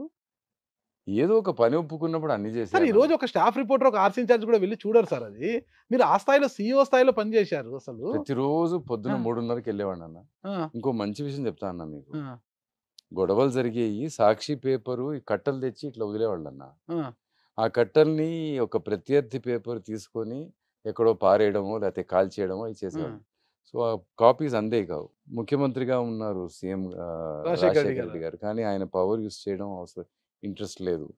సో ఎట్లాగైనా చేయాలంటే జగన్ గారు నాకు చెప్పినారు, చూడబ్బా అని సో పోయి ఎక్కడైతే కాలుస్తున్నారో ఆ ఏరియాకి మేము పోయినాం. ఎవరెవరు పేరు సార్? సురేందర్ అని ఒక సర్క్యులేషన్లో పిల్లకాయ చిన్నోడు, ఆయన నేను వాడేమో దిగద్దు, బండి దిగద్దు, వీళ్ళందరూ గూండాలు ఇంతమంది ఉన్నారు, అక్కడ 40-50 మంది కార్లు వేసుకొని వెయిట్ చేస్తూ ఉంటారు.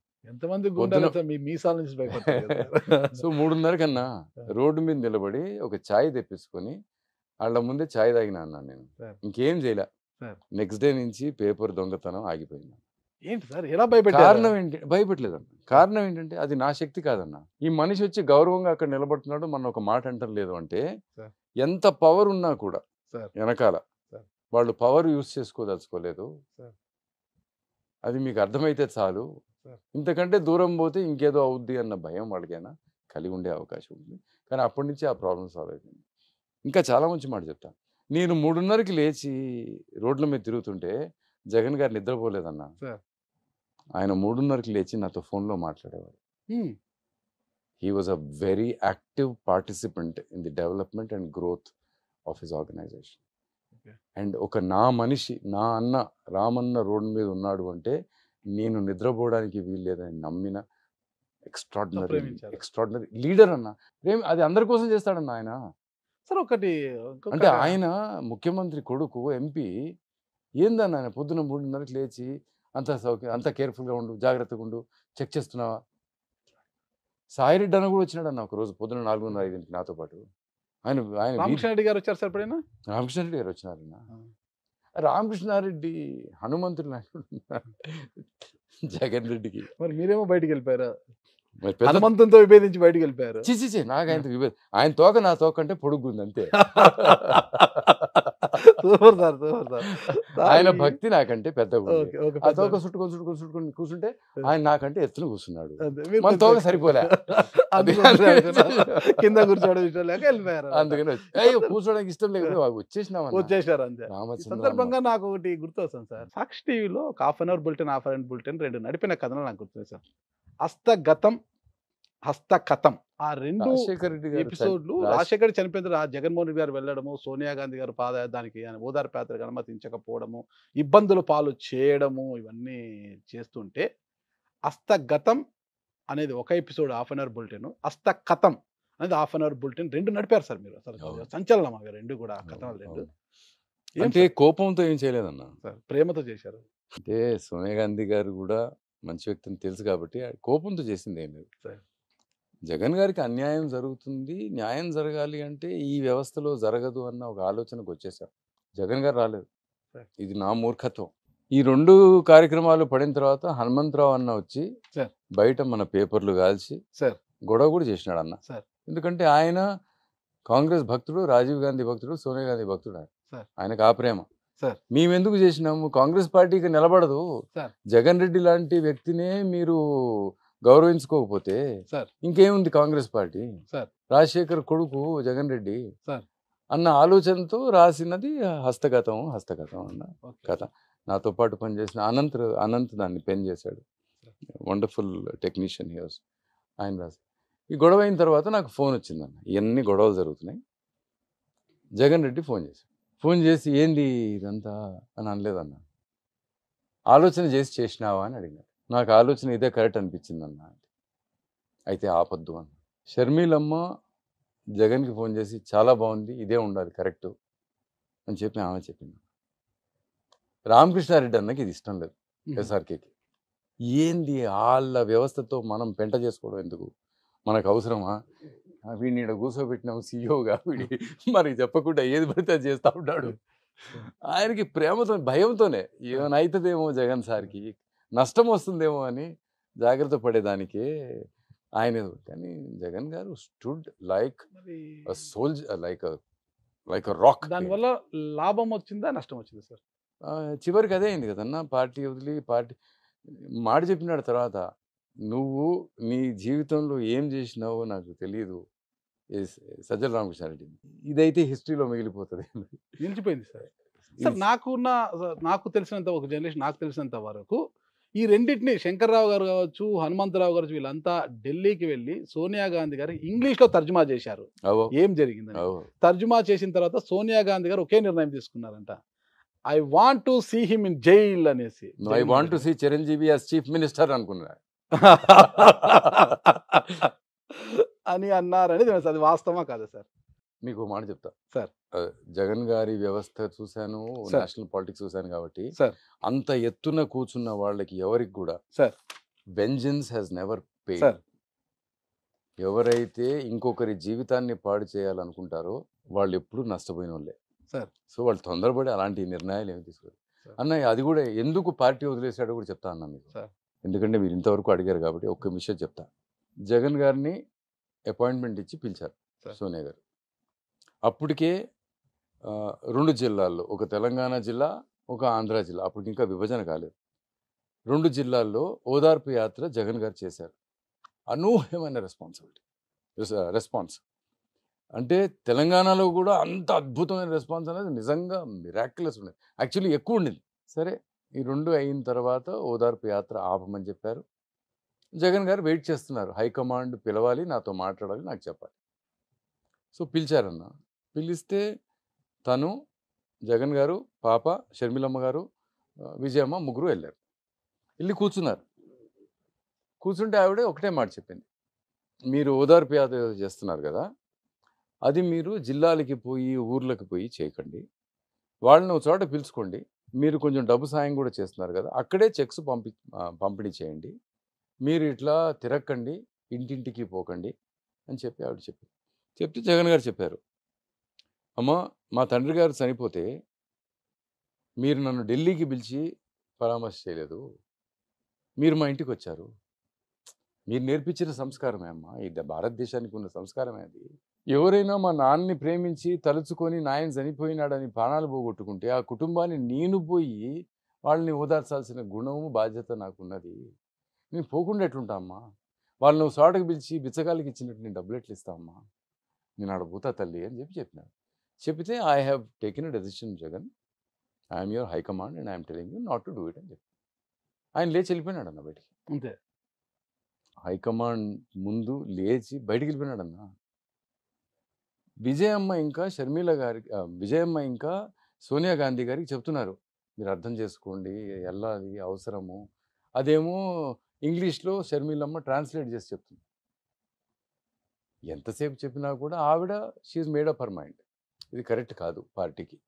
ఒక పర్సనాలిటీ అంత పెద్దగా అయిపోతున్నాడు రాజశేఖర రెడ్డి గారి తర్వాత, అంత గొప్పవాడైపోతున్నాడు, అది మన పార్టీకి మంచిది కాదు. మనది ఒక డెమోక్రటిక్ పార్టీ అని అనుకున్నారు, ఏమనుకున్నారో ఆమె మనసులో ఏముందో మనకు తెలియదు, మన మనసులో ఏముందో మనకి తెలుసు. తల్లి కూతురు కూడా బయటకు వచ్చినారు. నేను ఫోన్ చేస్తే పాప ఫోన్ ఎత్తి చెప్పింది ఇది జరిగింది అని, లేకపోతే నాకు తెలియదు కదా లోపల ఏం జరిగింది. నాకు జగన్ రెడ్డి వచ్చి చెప్పే విషయం కాదు కదా. ఆయన జరిగిన అవమానానికి కానీ ఆయన జరిగిన కష్టం ఇప్పుడు దాకా నాకు చెప్పుకుంది లేదన్న. ఆయన ఏదైనా సంతోషమైన విషయం అయితే దగ్గర పిలిచి చెప్పినాడు, బాగా జరిగింది, బాగా చేసినావు రామును అని, అంతేగాని కష్టం చెప్పుకున్నాడు కాదు. సో పాప చెప్పింది నాకు ఈ విషయం. పార్టీ నుంచి బయటికి రావడానికి కారణం అది. ఇది కారణం అన్న. ఎందుకు? నేను కాంగ్రెస్ సింబల్ మీద గెలిచిన ఎంపీ అయినా, నేను ఆ సింబల్ మీద ఉండి కాంగ్రెస్ పార్టీ సింబల్ వల్ల గెలిచి నేను నా హైకమాండ్ అంటే నా తల్లితో సమానమైన సోనియా గాంధీ కాదు అని చెప్పితే నా తండ్రి గారి కోసం నేను ఏదైతే చేయబోతున్నానో అది ఆవిడకి అగెయిన్స్ట్గా చేసినట్టు అవుతుంది, అందుకనే పార్టీ నుంచి వెళ్ళిపోతున్నా అని చెప్పి వెంటనే లెటర్ రాశాను. సో కారణం మా నాన్న కోసం చనిపోయిన కుటుంబాలని నేను ఓదార్చాలి అన్నది తప్ప ఇంకో వేరే. పావురాల గుట్టకాడ చెప్పిందే, నాకు మా నాయన ఇచ్చిన పెద్ద కుటుంబం ఇది, నేను మీ ఇంటికి వస్తా, మిమ్మల్ని ఓదారుస్తా అని చెప్పినాడు. ఆ మాట నిలబెట్టుకోవడానికి ఒక పిల్లకాయన్నా, ఆయన వయసు ఎంతప్పుడు 38-39 ఏళ్ళు, వదిలేసుకున్నాడన్నా, తృణపాయంగా వదిలేసుకున్నాడన్నా. సోనియా గాంధీ లాంటి ఓ దిగ్గజం ఆమె కూర్చొని ఉంటే ఆమె కోసం మన్మోహన్ సింగ్ గారు ప్రైమ్ మినిస్టర్గా పనిచేయాలి. అంత హాఫ్ అన్ అవర్ బులెటిన్లు అయితే వాస్తవమే, కథం గతం రెండు ఇదైతే అది నిజమే. నాకు ఒకటి అయితే, మీకు గాంధీ కుటుంబంతో అంత పరిచయం ఉంది కదా, ఆ బులెటిన్లు నడిపింది మీరే అన్న విషయం సోనియా గాంధీ గారికి తెలుసా? తెలుసు. మరి తెలుసు కదా, నాకున్న సమాచారం ఇది. సోనియా గాంధీ గారు ఆడు ఉండగానే కిరణ్ కుమార్ రెడ్డి గారు సీఎంగా ఉన్నప్పుడు గవర్నర్ కోటాలో రామ్ గారికి ఎమ్మెల్సీగా తీసుకోవాలని ఆమె ప్రతిపాదన పంపించారండి. పంపించి కానీ మిమ్మల్ని తీసుకొని క్యాబినెట్ లోకి కూడా తీసుకోవాలని ఆమె ఆలోచించారు. బట్ ఇక్కడ కిరణ్ కుమార్ రెడ్డి గారు అడ్డుకున్నారంటారు. అడ్డుకున్నారు. మరి తెలిసిన సోనియా గాంధీ గారు తెలిసిన మళ్ళీ మిమ్మల్ని ఎమ్మెల్సీగా తీసుకోవాలని ఎలా అనుకున్నారు? అన్న ఆ టైంలో మధ్యలో నన్ను పిలిచినారన్న సోనియా గాంధీ. ఆ, ఇందిరాగాంధీ గారి మెమోరియల్ ఉంది. ఆ, అక్కడ ఒక ఫిల్మ్ చేయాలి, ఫిల్మ్ తయారు చేయాలి అని చెప్పి పిలిచినారు. ఆ, సో అక్కడ పోయి నేను ఆ ఫిల్మ్ తయారు చేశాను. సోనియా గాంధీ గారి గురించి కూడా చెప్తాను. వీళ్ళు చూపించినంత రాక్షస గుణం ఆవిలో అయితే లేదు. దైవ గుణమే కనపడింది నాకు. నేను డిసెంబర్లో ఎప్పుడో పిలిచారు నన్ను. బాగా చలికాలం. సాయంత్రం 6:30, 7కి పోయినా ఇందిరాగాంధీ మెమోరియల్ దగ్గరికి. ఆమె నన్ను రిసీవ్ చేసుకున్నారన్న. నేను ఒక టీ షర్టు, జీన్ ప్యాంట్ వేసుకొని మనకి అట్లాగే ఉంటుంది అట్లాగే పోయినా. ఆమె చెప్పింది, ఢిల్లీ చలి నీకు అర్థం కాదు రామ్, ఇది ఎలా కొడుతుందంటే అని చెప్పి తన షాల్ తీసి నాకు ఇచ్చి కప్పిందాను. అది చలి నాకు తగలదు. ఇంకో విషయం చెప్తాను. వాళ్ళకి సెక్యూరిటీ చాలా సీనియర్ పీపుల్ ఉంటారు, చాలా సీనియర్ పర్సన్. ఆ పర్సన్ ముందు నడుస్తున్నాడు, మేమిద్దరం వెళ్తున్నామన్నా. లోపలికి వెళ్తుంటే ఆయన లేస్ ఊడుంది. ఆయన్ని పిలిచి లేస్ కట్టుకోండి పడిపోతారు మీరు అని చెప్పి సోనియా గాంధీ చెప్పి. మూడో విషయం చెప్తా. ఇందిరాగాంధీ మెమోరియల్ చుట్టూ తిప్పుతున్నారు నన్ను. తిప్పుతుంటే ఆయన కూతురు వచ్చింది, ప్రియాంక గాంధీ. వచ్చి యూ హ్యావ్ టు ఇండల్జ్ మీ అని తల్లి గారిని, సోనియా గాంధీని లాక్కొని అటు తీసుకెళ్ళింది. కానీ నేను అక్కడ నిలబడున్నా, వాళ్ళిద్దరు ఏదో మాట్లాడుకున్నారు. మళ్ళీ వెనక్కి వచ్చింది సోనియా గాంధీ. ప్రియాంక గాంధీ కూడా వచ్చింది. సోనియా గాంధీ నాకు చెప్పింది, ఈ ఇందిరాగాంధీ మెమోరియల్లో ఒక కాఫీ షాప్ పెట్టాలని డిసైడ్ చేసుకుంది. Coffee shop పెడదామంటుంది. యంగ్స్టర్స్ అందరూ వస్తారు, నాయనమ్మ అందరికీ తెలియాలి, అక్కడ ఉంటే బాగుంటుంది అని చెప్పి ఆవిడ చెప్తుంది. కానీ నేను వద్దనుకుంటున్నాను రామని చెప్పింది. ఎందుకమ్మా, చాలా మంచి ఐడియా కదా, good way to let the youngsters know about Indira Gandhi. ఎంగిలి కప్పులు వదిలేసిపోతారు కదా. మూడో విషయం. నాలుగో విషయం చెప్తా సోనియా గాంధీ గురించి. అక్కడ ఇందిరాగాంధీ మెమోరియల్లో ఉన్న ఒక ఫోటో ఉంటుంది, ఒక పులి చర్మము, దాని పక్క ఒక రాత, కింద ఇందిరాగాంధీ సంతకం ఉంటుంది.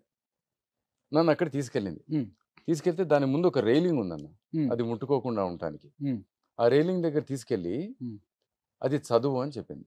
నేను ఏదో మనసులో నేను చదువుకుంటున్నా అది ఏం రాస్తుందని. రామ్ రీడ్ ఇట్ అలౌడ్ అని చెప్పి, గట్టిగా చదువు అని చెప్పి. నేను గట్టిగా చదివాను. ఇందిరాగాంధీ దాంట్లో ఏం రాశారు, ఎవరైనా నీకు ఒక పులి చర్మం గిఫ్ట్గా ఇస్తే ఎప్పుడు తీసుకోవద్దు, దానివల్ల పులిని చంపుతారు, never accept such things about endangered animals అని చెప్పి ఇందిరాగాంధీ గారు తన కొడుక్కి రాసుకున్న ఉత్తరం. ఆ ఉత్తరం నేను గట్టిగా చదువుతుంటే, ఆవిడ నాకంటే ఒక 7-8 ఏళ్ళు పెద్ద ఆమె, 10 ఏళ్ళు పెద్ద ఆమె నాకంటే. ఆ ఉత్తరం ఇంగ్లీష్లో ఉందా, హిందీలో ఉందా? ఇంగ్లీష్లో ఉంది. ఇంగ్లీష్లో ఉంది. చదువుతుంటే ఆ పక్కనున్న రైలింగ్ పట్టుకొని సోనియా గాంధీ ఊగుతుందన్న, ఏదో తల్లి చెప్పినట్టు. ఆమె నాకంటే 10-12 ఏళ్ళు పెద్ద ఆమె. సో ఎవ్వరూ చెడ్డవాళ్ళు కాదన్న. ఈ రాజకీయం అన్న దరిద్రం ఉంటుంది చూడన్నా, అది ఏందేందో చేయించేస్తారు. మీరు ఇంతమందిని ప్రేమించారు, రాజీవ్ గాంధీని ప్రేమించారు, మీ కళ్ళెదురుగా చనిపోయాడు. ఇందిరాగాంధీని ప్రేమించారు, ఆయన చనిపోయాడు. రాజశేఖర రెడ్డి గారిని ప్రేమించారు, ఆయన చనిపోయాడు. అమ్మను అంబేద్కర్ ప్రేమించారు. ఒక్కొక్కరు మీరు ఎంతో ప్రేమించిన వీరందరూ కూడా, ఈ నలుగురు ఉన్నారు, ఒక్కొక్కరుగా దూరం అయిపోయారు సార్. అసలు రామ్ గారి యొక్క హృదయం ఎలా అనిపించింది అసలుకి? అన్ని పోగొట్టుకున్నాం. రాజశేఖర్ అయితే worst thing to happen. Rajasekhara Reddy గారు చనిపోయినప్పుడు ఎక్కడున్నారు సార్ మీరు ఆ రోజు? వేటాడుతున్నాం ఆయన కోసం, దొరుకుతాడు ఎక్కడో అని. 2వ తారీఖు అంతా ఇక లేరు రారు, రాజన్న మనల్ని వదిలిపోయాడు అనుకున్నప్పుడు రామ్ గారి హృదయం ఎలా చలించింది? ఏమో శక్తి వచ్చిందన్న, ఆ. పడిపోలా, ఓకే. లేచి నిలబడ్డా. అస్సలు ఒక 15 రోజుల తర్వాత అనుకుంటా అప్పుడు ఏడ్చాను. 15 రోజులు అదంతా బయటకు వచ్చేసిందా? అప్పుడు దాకా ఏం చేయాలి అని తప్ప. చాలా గొప్పోళ్ళు అన్న, తెలుగు వాళ్ళందరూ చాలా గొప్పోళ్ళు అన్న. టీవీ వాళ్ళు కూడా అన్న, మన వాళ్ళు టీవీలన్నీ ఆపేసి. సార్ మీరు ఇంత స్మార్ట్గా కనిపిస్తారు. సాక్షిలో మీరు ఉండగానే సిబిఐ రైట్స్ జరిగాయి సార్, సాక్షి పైన. రైట్స్ జరిగినప్పుడు సాక్షి పేపర్ ముందుకు వచ్చి ఆందోళన చేశారు మీరు. అన్ని ఊరికే జగన్ జగన్ జగన్ అంటారు, ప్రతి దానికి జగన్ అంటుంటే ఆడు మైకి పెడితే చెప్పిన, రేపు రోడ్డు మీద పోతుంటే చెట్టు కింద పడింది, రోడ్డుకి అడ్డం పడింది అంటే జగన్ గారే పడేసినాడని చెప్తారు మీరు అని చెప్పి.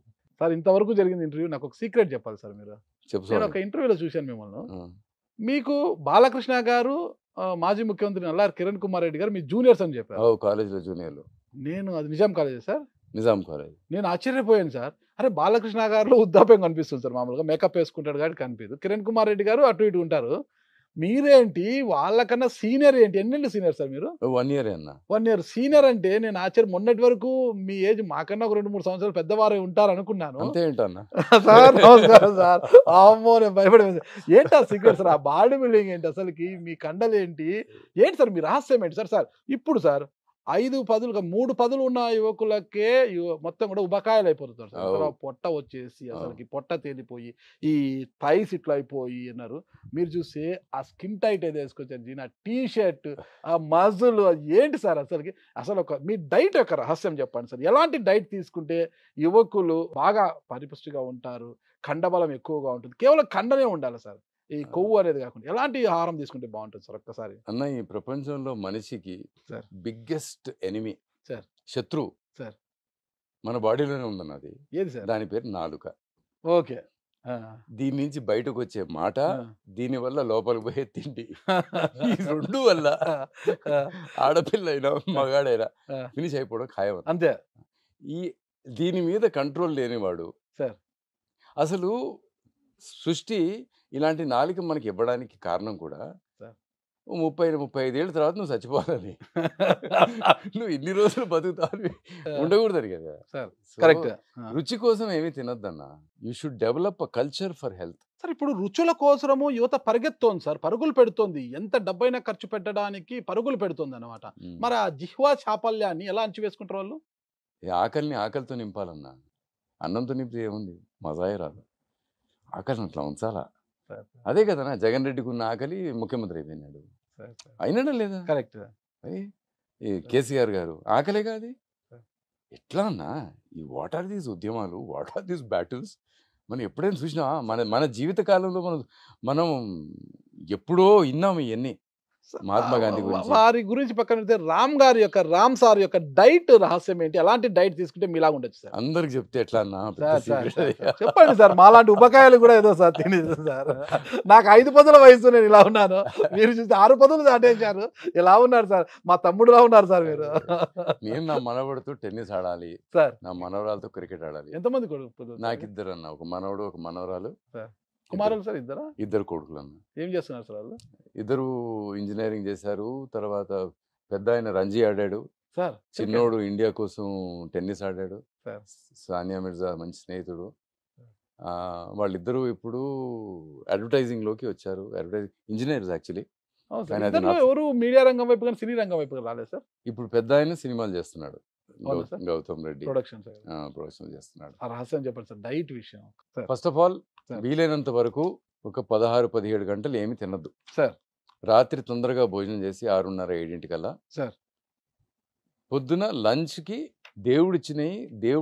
దేవుడిచ్చిన ఆకారంలో తినండి. అంటే కూరగాయలాగా వండకుండా, పండులా దాన్ని జ్యూస్ తీయకుండా సార్ అది తినండి అన్న. ఆరోగ్యం బాగైపోతుంది. Accept the way nature has given you a gift. ఇదంతా నేచర్ ఇచ్చింది. కానీ ఇప్పుడు మామిడిపండు సీజన్ సార్. మామిడిపండు తినండి సార్. కూరగాయలు తినండి సార్.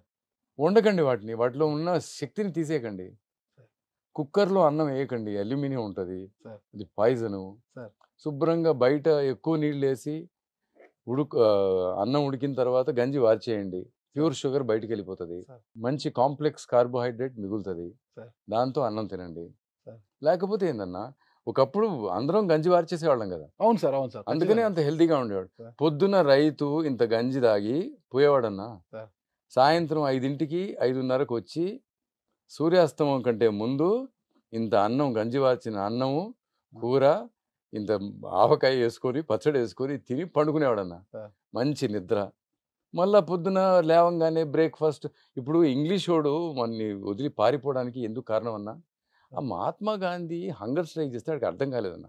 వాడు పొద్దున్న లేస్తే బెడ్లో కాఫీ తాగుతాడు, ఇంకాసిన తర్వాత పళ్ళు తోముకున్న తర్వాత టీ విత్ బిస్కెట్ తింటాడు, దాని తర్వాత బ్రేక్ఫాస్ట్ కంటే ముందు ఒక పేస్ట్రీ తింటాడు, తర్వాత బ్రేక్ఫాస్ట్ తింటాడు, బ్రేక్ఫాస్ట్కి లంచ్కి మధ్యలో బ్రంచ్ తింటాడు, బ్రంచ్ తర్వాత లంచ్ తింటాడు, లంచ్ తర్వాత సిస్టా టీ ఒకటి తాగుతాడు పండుకునే ముందు, మధ్యాహ్నం లేచినాక హై టీ తాగుతాడు, హై టీలో మళ్ళీ పేస్ట్రీలు బిస్కెట్ తింటాడు, డిన్నర్ కంటే ముందు సప్పర్ తర్వాత డిన్నర్ తర్వాత ఇంకో 2. ఆడు రోజుకి 12 సార్లు తినేవాడు. ఈ మనిషి 10 రోజులు తినకుండా ఉంటాం చూసి భయపడి మాకు ఉద్రా ఇండియా అని పారిపోయాడు.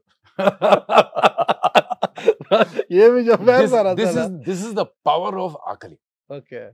Extraordinary power. ఆకలి అంత భయం, అంత బలమైందన్న. అంత బలమైన ఆకలిని ప్రేమించండి అన్న, ఆకలిని ఉంచండి.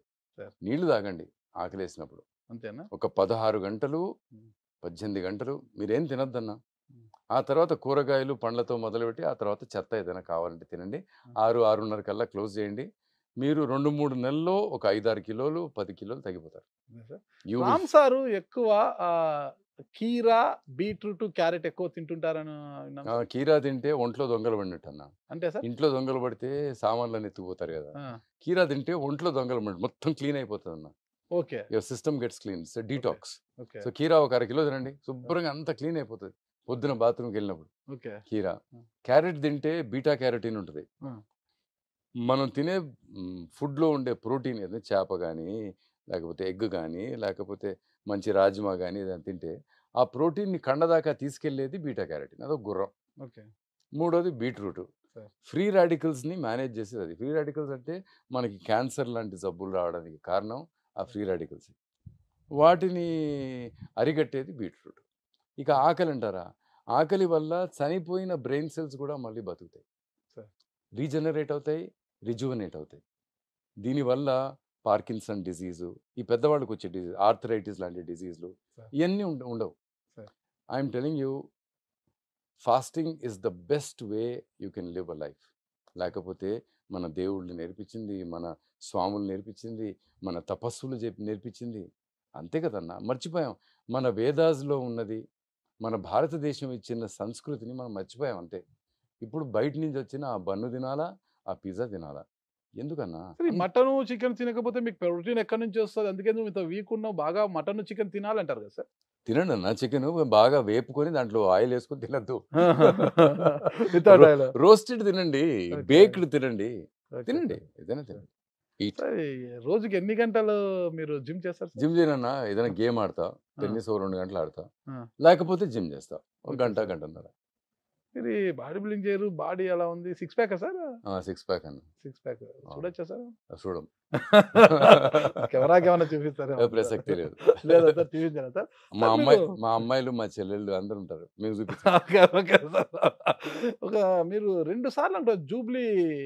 నేను క్లబ్ ప్రెసిడెంట్ చేశాను, సొసైటీ వైస్ ప్రెసిడెంట్ చేశాను సార్.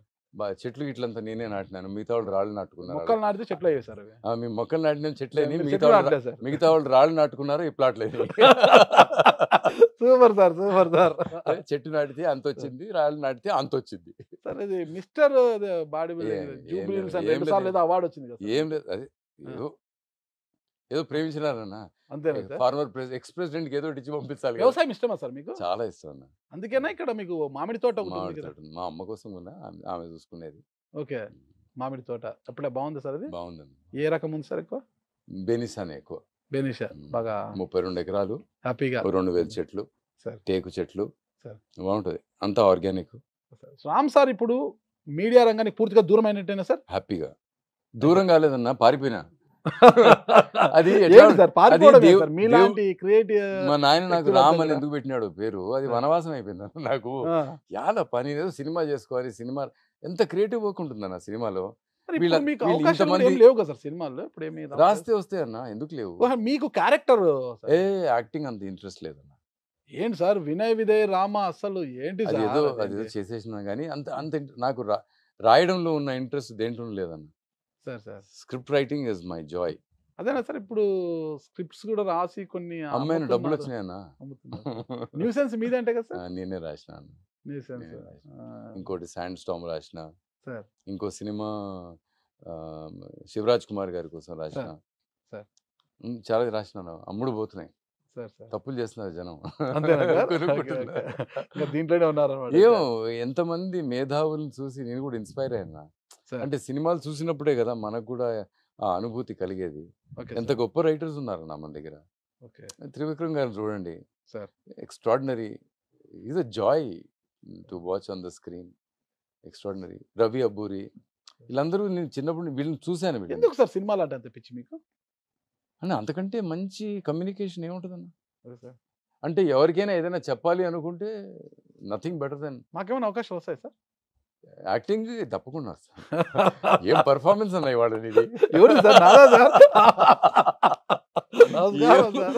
ఏం పర్ఫార్మెన్స్ నమస్కారం సార్. అది ఏమీ తెలియనట్టు అన్ని అడిగి సార్ సార్ సార్ అన్ని వద్దు సార్. పిండేసినావు ఓకే ఓకే సార్. సార్ ఒక్కటి చిన్న విషయం సార్. అన్న. సాక్షి టీవీలో పనిచేశారు, సాక్షి పేపర్లో పనిచేశారు మీరు. ఈరోజు మీరు లేరు, మీరు దూరంగా ఉన్నారు. మీరు ఉన్నప్పుడు సాక్షి వేరు, మీరు లేనప్పుడు సాక్షి వేరు. రేటింగ్లో ఈరోజు సాక్షి టీవీ కావచ్చు, పేపర్ కావచ్చు, ఎక్కడ ఉంది అంటే ఏం చెప్తారు సార్? ఏదో నాకు తెలియదు అన్న, పట్టించుకుంటేగా తెలిసేదానికి. షర్మిలమ్మ పాదయాత్ర అప్పుడు మీరు సాక్షి టీవీలో కానీ అవును. లేరు కదా సార్? పాపతో పాటు ఉన్నాను. ఉన్నారు అక్కడ, ఒక ఇంటర్వ్యూ కూడా చేశా. చేశారు. కిరణ్ కుమార్ రెడ్డి గారు ఎదురు చెప్పడానికి సోనియా గాంధీ గారు చెప్పారంట. Hmm.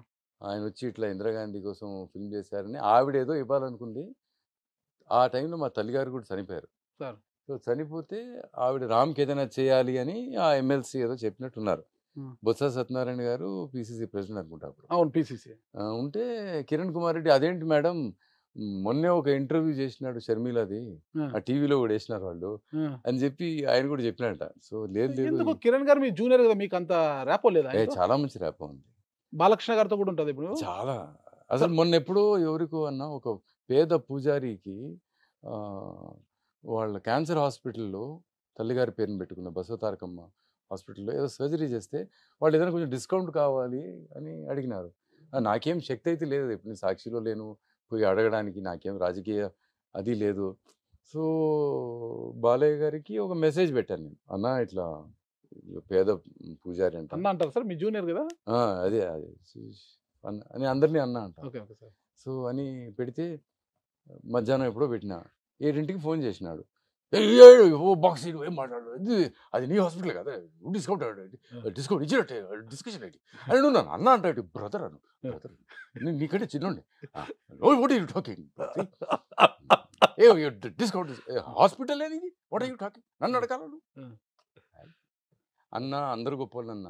సార్ బాలకృష్ణ గారి గురించి ఆయనతో మీకు పరిచయం ఉంది, బాగా క్లోజ్, మీ జూనియర్ కదా, ఆయన గురించి చెప్పండి. అంటే బాలకృష్ణ గారు ముక్కోపి అని అంటారు అనమాట. ముక్కోపి అంటుంటారు, ఎవరైనా మాట్లాడితే కొడతారంటారు. అసలుకి ఇంకా అది బెల్లంకొండ గారి నుంచి ఆయన మీద ఒక ఎపిసోడ్ అనేది నడుస్తుంది సార్. సార్ ఆయన వ్యక్తిత్వం ఎలాంటిది అంటారు సార్ అసలు మీరు? పసి బిడ్డ సార్. అన్న ఒకరోజు ఎయిర్పోర్ట్లో నేను లగేజ్ ఎత్తుకుంటా ఉంటా. అప్పుడు చంద్రబాబు నాయుడు గారు మంత్రి గారు, ముఖ్యమంత్రి గారు, ఆయన బంధువర్గం వాళ్ళు, అక్కడ ఢిల్లీలో కూడా మంత్రులు, ఎంపీలు, వాళ్ళందరితో పాటు బాలయ్య గారు దిగి ఫ్లైట్లో ఏదో ఫ్లైట్ నుంచి వస్తూ ఉంటారు. నేనేమో అంతలోకి లగేజ్ ఎత్తుకొని పోయేదానికి ఉన్నా. అంత దూరం చూసినాడన్నా, ఆడ నుంచి బాక్సీ అనిపించినాడు ఎయిర్పోర్ట్లో. సార్ బాక్సీ అంటే ఏంటి సార్? కాలేజీలో అందరూ నన్ను బాక్సీ అని పిలిచేవాళ్ళు. నేను అప్పుడు బాక్సింగ్ చేసేవాళ్ళు. ఏదోలే అన్న చెడ్డోళ్ళం మేము. మళ్ళీ ఇప్పుడు ఆడకపోవద్దులే అన్న, వదిలే. మంచోడు లాంటివి, మంచోడు నుండి కూడా చెడ్డం మీసం పెట్టుకున్నామని చెప్తివి, అంతగా ఆపేద్దాం.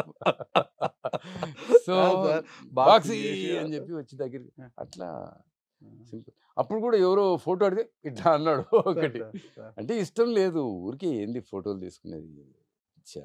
ఓ మీ తండ్రితో ఫోటో తీసుకో, మీ అమ్మతో ఫోటో తీసుకో, అట్లా ఉండాలి. కానీ ఓ సినిమా యాక్టర్తో నువ్వు ఫోటో తీసుకునేదానికి మీద వెనకబడతావు ఏంటి అన్నది ఆయన ఆలోచన. అంత మంచి వ్యక్తే సార్. అది నేను చూసిన కిరణ్ కుమార్ రెడ్డి గారు సార్. కిరణ్ కుమార్ రెడ్డి గారిని నేను ఆయన ముఖ్యమంత్రి అయినప్పుడు ఒకసారి కలిసినాను.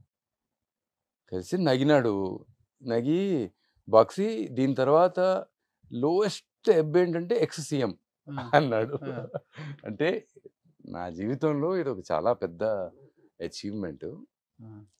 ఇక దీని తర్వాత ఇక వర్స్ట్ కేసు ఏంటి అంటే ex CM, that will be my status అని చెప్పినాడు. I think he had his own way of doing things.